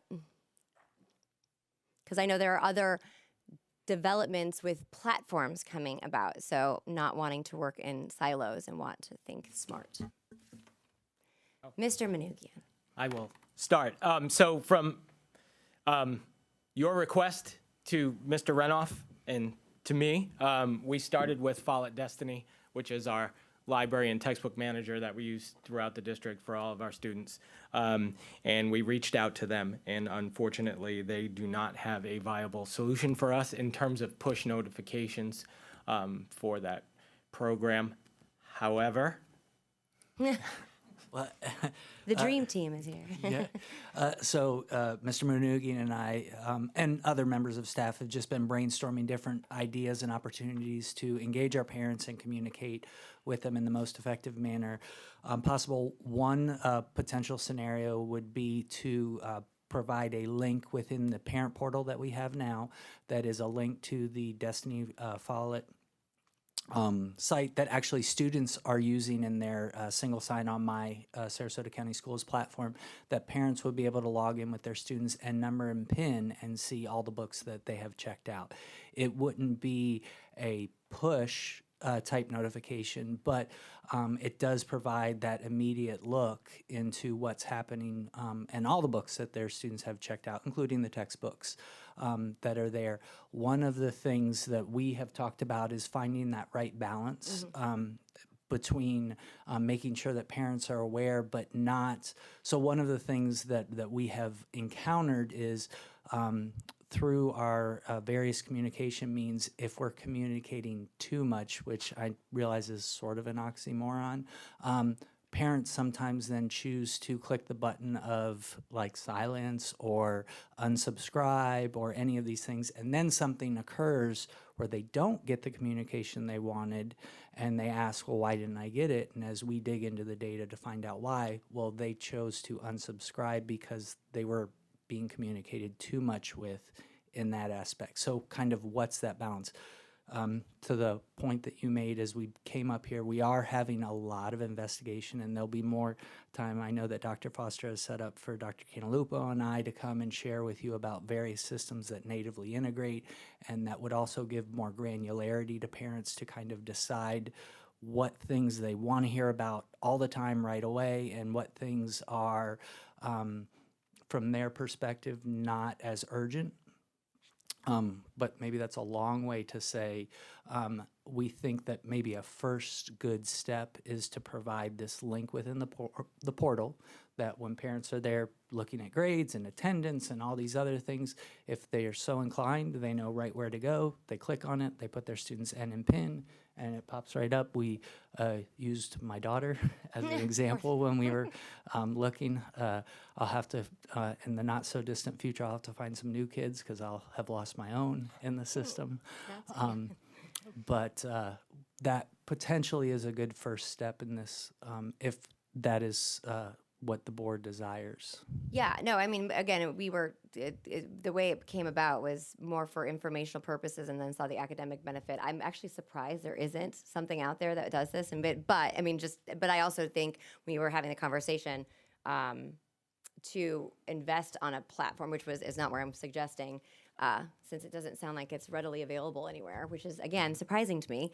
But in the future, if there are ways, I think the communication piece is always beneficial, ensuring that the balance of not too much communication. And so depending on how parents or guardians sign up for that communication at the beginning of the year, is always an interesting, because we do in fact get, why do we get robocalls on this but not an update on this, right? So trying to find that balance, I know, is key. So I appreciate the conversation. I know Mr. Renoff and I talked about this a couple months ago, so I don't know if any board members have, Mr. Edwards, and other comments as we move forward.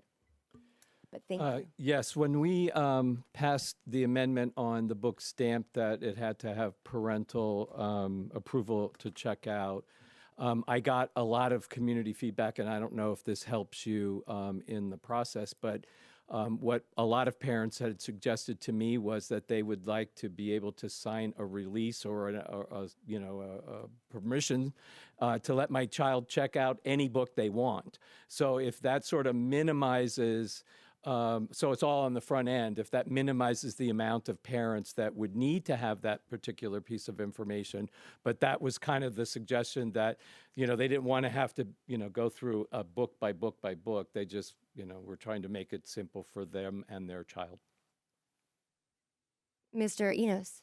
I think, first, knowing your daughter, I believe that she would be perfect, that you would have no issues, as well as your wife. So, that being said, I think that every parent, because once they go off to college, unless they give you access, you have no access. So at this point, I think that putting that portal link on there for any parent that wanted to look, I think that is more than reasonable, and I think that that's something that, especially for those that do go off to school, that's something that they would be looking into and stuff, because obviously when you get into that, there's fees, there's all these things that you need to be aware of.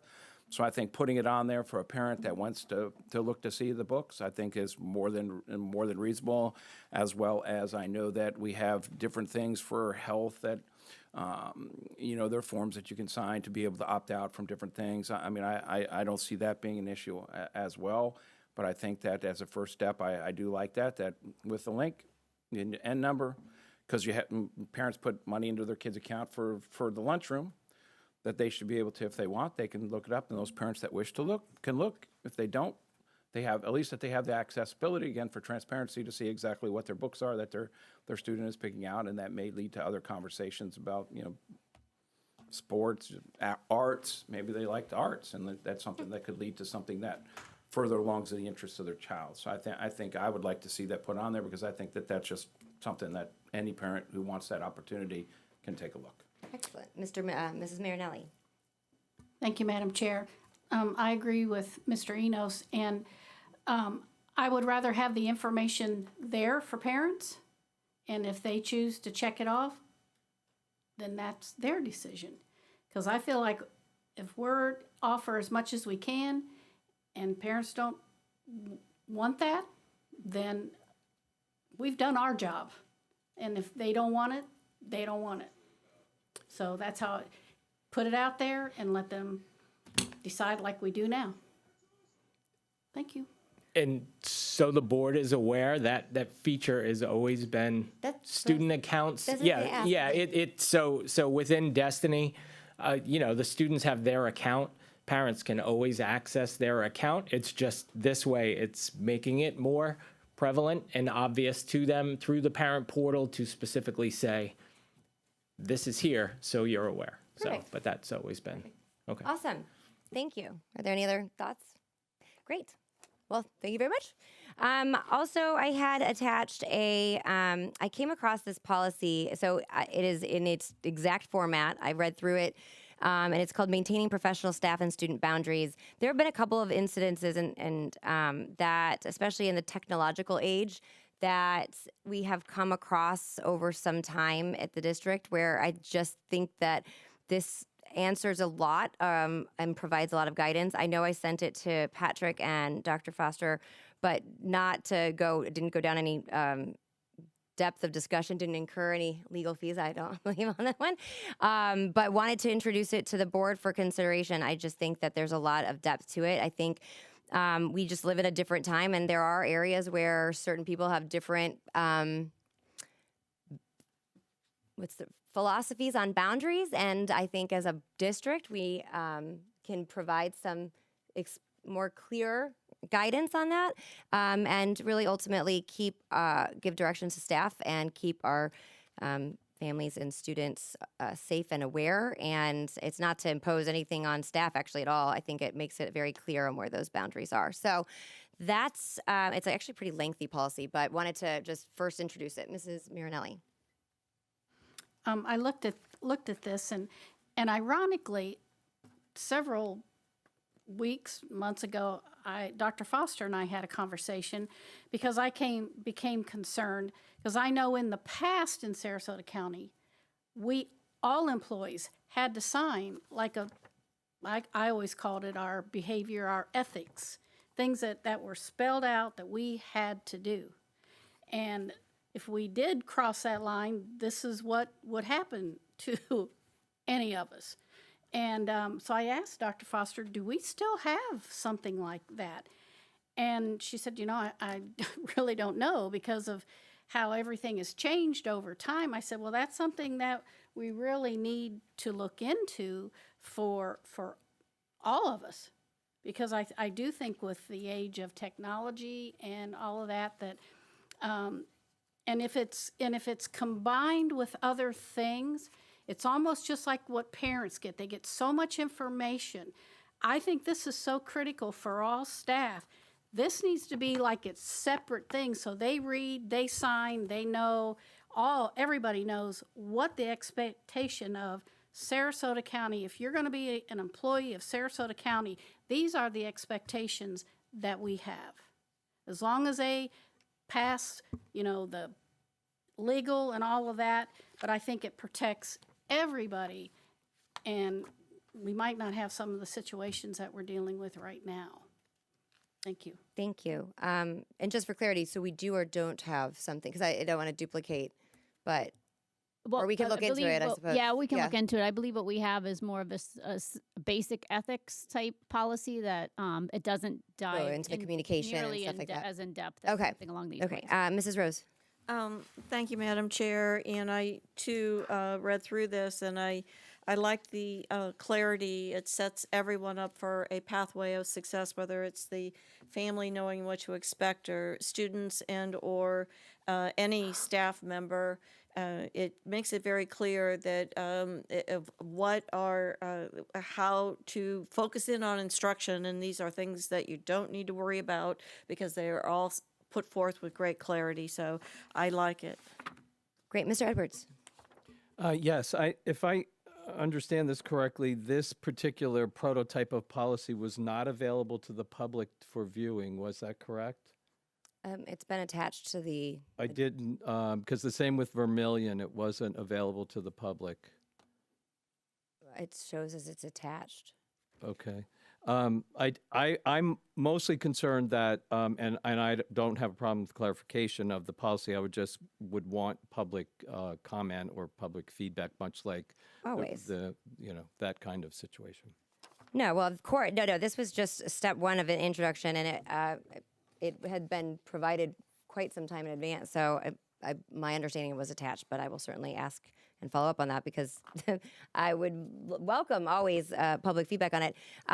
What I wanted to do before going down the road too fast is introduce it, see if it's something you guys are on board with, and then evaluate with Dr. Foster and council on if there is anything already currently existing, making sure we don't have duplicative or any kind of conflicting aspects, and then just go through the typical policy process. So if that appears that is supported, we can go through that next step.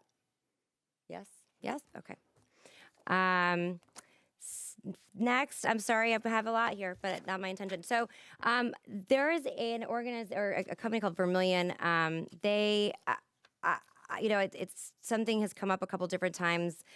And as I said before, I feel like there's a lot of, and it's unfair almost, and I think there's members of staff here today that I think would understand where I'm coming from, that when we have these challenges and issues in the way in which instruction's changing, or the words or the language or the name or what we call it, it's an ever changing. And so even if we're going to replace something, or get rid of something and replace it with something else, how do we make sure that we're not going to fall into the same issue again?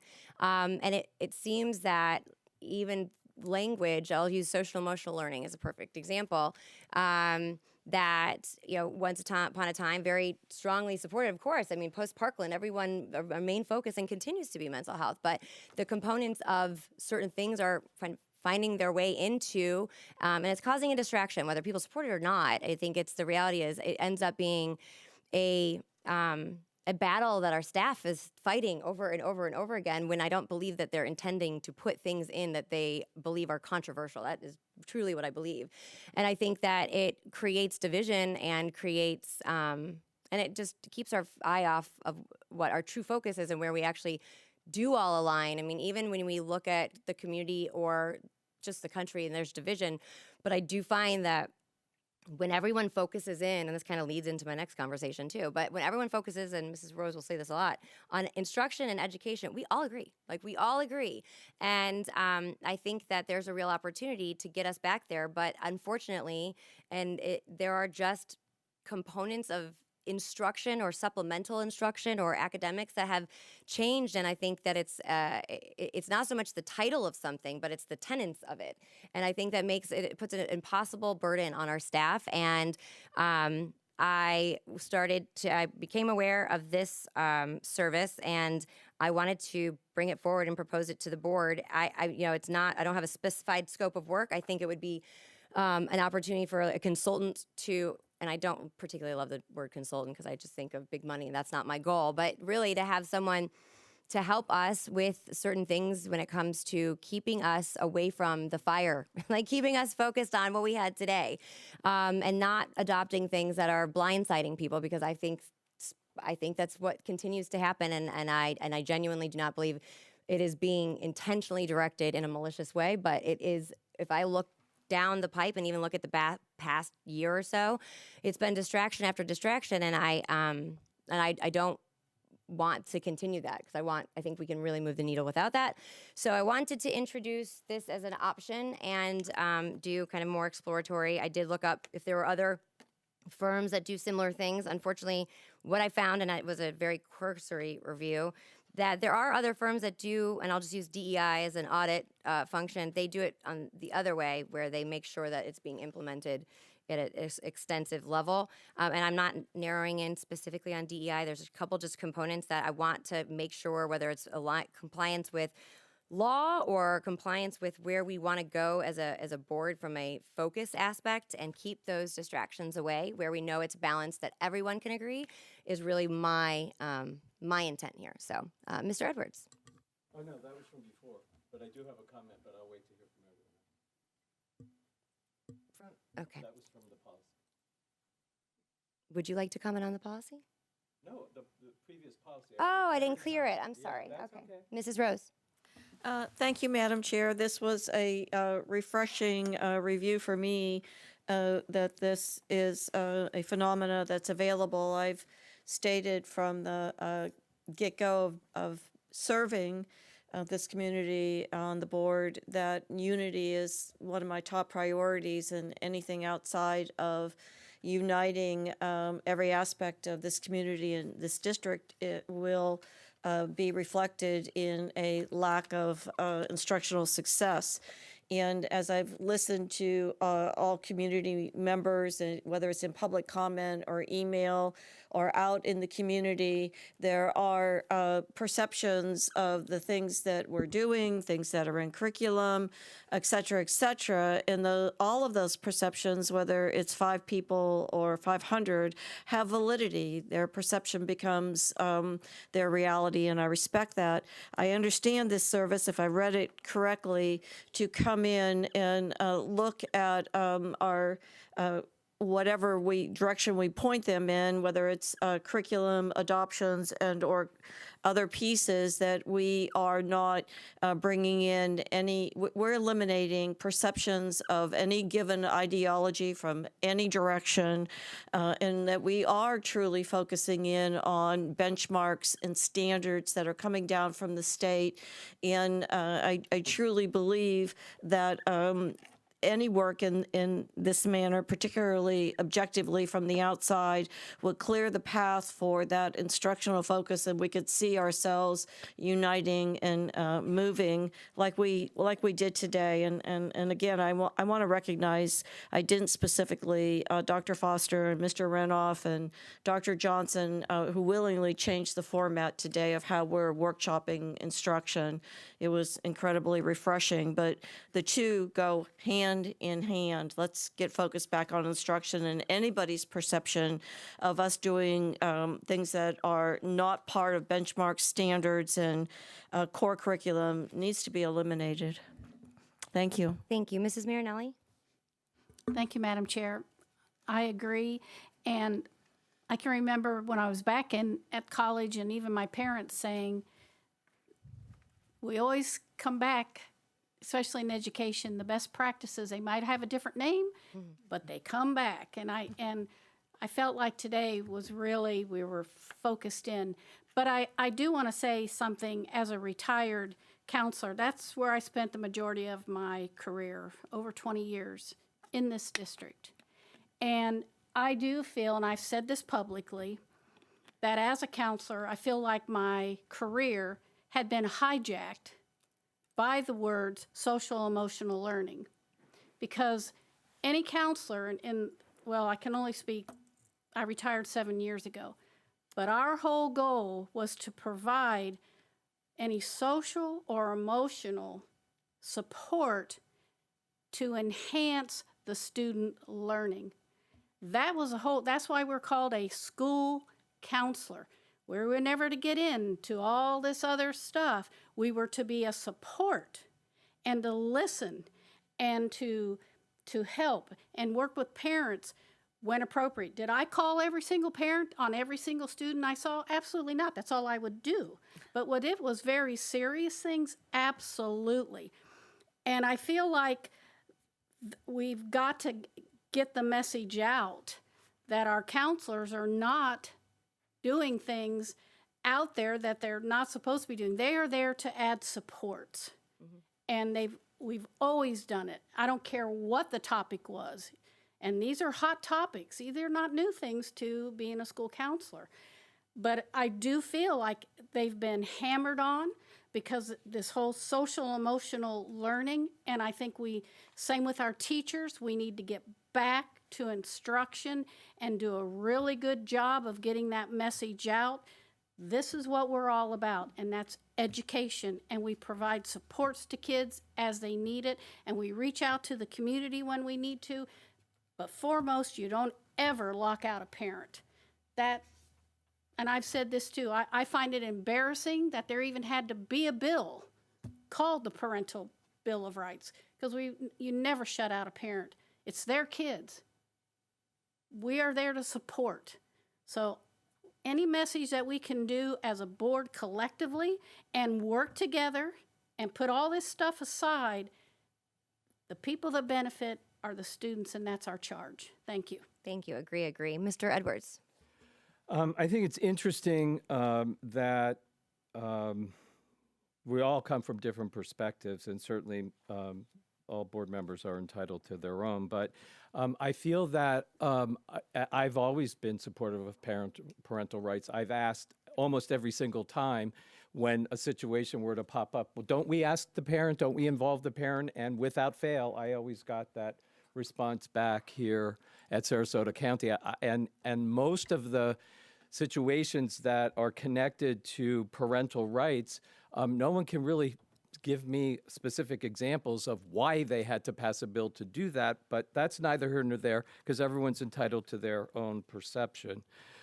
When it comes to social emotional learning, the other issue that I have about that specifically, because that I really want to get to Vermilion, because but because it got somehow incorporated into the conversation, I've yet to find a definition from the Department of Education that has defined exactly what social emotional learning is, other than the chancellor issued, these companies have it, please don't use them. That's the best guidance that I've been able to see so far. So I'm really looking for the guidance that tells me what social emotional learning is specifically, and get that from the Department of Education so that these conversations don't have to be had over and over again. To Mrs. Ziegler's point, it is a distraction. Lastly, what I would suggest as a short-term policy for our district or a procedure to consider, however you want to define it, but we removed Character Strong, and we don't have a replacement. And at a time when we're hearing about student discipline and all of the values and all these kinds of things, I would and now I have a letter or an email from a teacher saying, now I can't use vocabulary because it's social emotional learning is embedded in it. And we don't know what social emotional learning is, and we're stopping it without a replacement. And my whole thing here is that we are responsible to what Mrs. Marinelli said, and I can't agree more.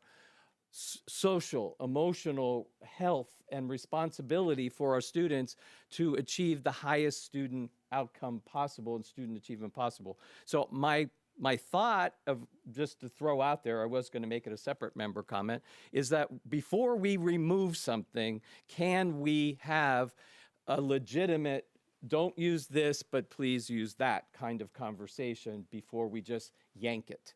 So that's one piece, and we don't have to talk about it today, but certainly can talk about it moving forward. Lastly, I believe Mrs. Ziegler said that she really wants, and maybe perhaps it was Mrs. Rose, unity for the community, so forth and so on. I did, and some folks that I know did research on Vermilion education, and unfortunately, what I find here would just create more division. Apparently, Jordan Adams is connected to Hillsdale College and Hillsdale Education, which is what everybody is up in arms about with New College. I mentioned to our community months ago that the new civics training that is coming out of the Department of Education was a consultant from Hillsdale College was part of that. Forget what your feelings are about Hillsdale or otherwise. You can see the dissent that's happening here locally around New College, and to bring this into Sarasota County schools at this time, I think is a huge mistake. I don't have a problem with the concept of what was brought here. I have a real problem with Vermilion. Thank you. And actually, I did research, and I saw that and was prepared for that kind of concern, which I don't look for controversy. Like I said, I wanted to see if there are other firms that do similarly, and what I found was ironic is they do the opposite. But what I think, and I think it's a valid point, I mean, I think defining a scope of work, I think to maybe even get, I have not met Jordan Adams, so I don't know. It was just this piece that I found very compelling, and see the opportunity that this board could and the district could benefit from. And what I wanted to do is do a first introduction today to see what the level of interest is, and then perhaps request, whether it be in person or presentation or a Zoom call or something like that. But we would get some more, I think if you narrow down to it, it is truly going to help us refocus and put it where it is balancing for everybody and not injecting anything else. And I think that the preconceived notion off the top of the bat, just from someone having, I think it's a former relationship with Hillsdale, is not, I think this is an incredibly valuable opportunity. And I welcome other firms if they do it, but I haven't found one. And I do think we would benefit from this. So if it sounds like there are members of the board that supported it, and my suggestion was, because not knowing what the next path would be, but that perhaps a additional discussion with perhaps Vermilion, or they present something to the board. Mrs. Rose. Thank you, Madam Chair. I'm interested in moving forward, whether it is with this firm or another, or venturing in and researching, how we can assure that we are focusing in on core curriculum and core curriculum only. The interesting piece of all this for me, of having been an educator for 3 decades, that there's language attached to everything that is divisive in my perception, and right now there are perceptions of what is being identified as a classical education. And interestingly enough, I look at years and years and years of teaching in instructional leadership, so forth and so on. What we were doing was focusing in on core curriculum and assuring that that any skills beyond or standards beyond that core curriculum was in the ability to critically think. And now it does have a name, which is being identified as a classical education. So I think there's merit to further research and look at what our options are in getting back to, in my perception and my goal, focusing in on state standards, something that we are mandated to do and have been for decades in the state of Florida or in any state, those benchmarks those standards that we want students to know and be able to do and think critically, and get all of the other pieces that are perceived to be in our curriculum out. Wonderful. So I will follow up, and I'll schedule something with Dr. Foster to see what the appropriate means in introducing kind of a more narrow scope. You know, the one last thing I want to say is, particularly as educators, I think about all the various changes, whether people agree with them or not. I personally think there is benefit of just trying to eliminate the controversial areas, but allow our teachers the freedom to love their teaching, their gift of teaching, and not tying those hands so much. And I think the pendulum has been swinging back and forth, and my goal is to rid ourselves so we're narrowed and focused on academics. So, Dr. Foster.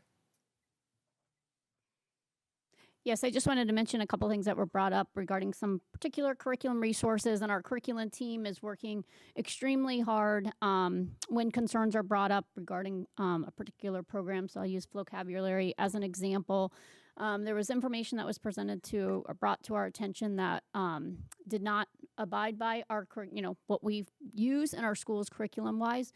We temporarily have locked the program and are working with the company to see if they can lock certain parts that we would not want displayed in the schools, similar to what we had done back before with Brain Pop, when there was some concerning content that was located on that program. So we are actively working. I see Catherine Kokosi here, and I think Catherine's leading that effort so that we can get vocabulary back. I know it is an incredible resource, and a lot of teachers use it, but just making sure that that program, that the parts that are available are parts that we would want in our classrooms. And just as another comment regarding the Character Ed program, we did have a memo that went out from Student Services outlining the resiliency toolkit that came from the Department of Ed. At this point, that is the program we're using to finish out this school year, and that's something that our Student Services team will really explore over the summer as we move into next year. I think our hope was not to quickly jump from one Character Ed program to another, but to really thoroughly go through different programs to determine how we want to move forward. So just wanted to kind of comment on those two things. Thank you. I was going to ask you that question. Mr. Edwards. Yes, I just reiterate, I appreciate that things have to stop or they have to change, but under the circumstances, vocabulary is obviously an essential part of what we're doing here in terms of instruction. So before we just turn something off, can we have a replacement? Same with Character Strong. I probably, I heard all of the arguments. I obviously didn't support terminating it, for the reasons that I mentioned, that this is a time when discipline and all of those social, emotional supports that are necessary at this time. So all I'm suggesting is that if it has to change, it has to change. I can vote for it or not. But all I'm suggesting is that at the end of the day, our students and their educational outcome get the short end of that stick. And so before we make a change or before we shut something off, can we have its replacement in place? Thank you. And I know we're getting close on time, and I can hear that people are hungry. So I just wanted to close with the decorum piece. I know that we have received a lot of comments and feedback and concerns. And I will say that, as was mentioned before, I believe we have to do our best to model good behavior and get our focus back on to what we are here to do, which is the education of Sarasota County students. And it's remarkable when we do and are laser focused on that and get rid of the distractions. We all agree and we work really well together. I know that in my mind, when I look at any kind of activity over the last couple years and statements that have been said, I think the level of acceptance or normalization for words that are not just that we would never once hear before in any kind of professional setting or anywhere public, calling people all sorts of names. I could go on and list them, and it goes all around. And I think they're all awful. And I think that I also believe that we are a public governing body that, and I know that people have differing opinion on this, but I believe that there's a fine line when it comes to interrupting and imposing upon someone's right to petition their government. Doesn't mean I agree with things that are said, and oftentimes I think over the years there's a lot of things that are said that I definitely would never say and or agree with. However, I will not. I'm not. That's just my position. I will make sure that there is a safe environment and that there are no threats or profanity used. And at the end of the day, I believe getting our focus back, I don't foresee an end to the turbulent conversations that the public is absolutely afforded to have, because there are concerns on all sides that have merit. And I think Mrs. Rose just mentioned that, like, whether we agree with it or not, dismissing things is concerns is not the path forward.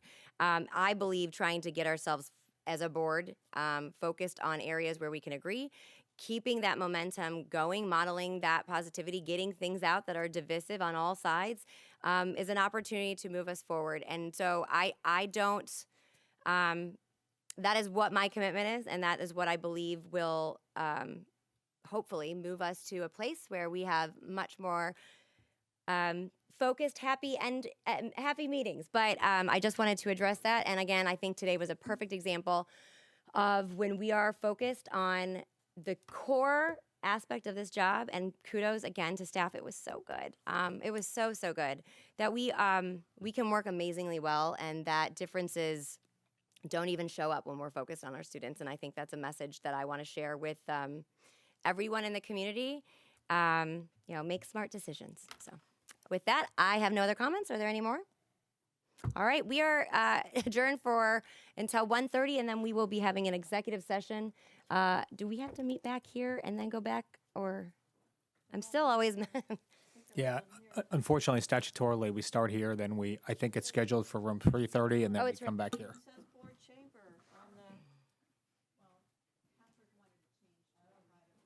I just want to make sure everyone's clear so that they know where they're going. Can we do the private room over here? Do we have to go upstairs? We can do it, we just have to have a private place. We can do it wherever you all want. Over in that room? Yeah, I mean, I guess the only risk would be the public might be able to hear if we did it, depending on where we do it. But we can do it back there. Yeah, that's fine. Let's go back Okay, there. that's fine. Okay. Yes, go. We're adjourned. I just want to make sure we're going to meet at 3, whatever this side room is. We are adjourned until 1:30. Behind us.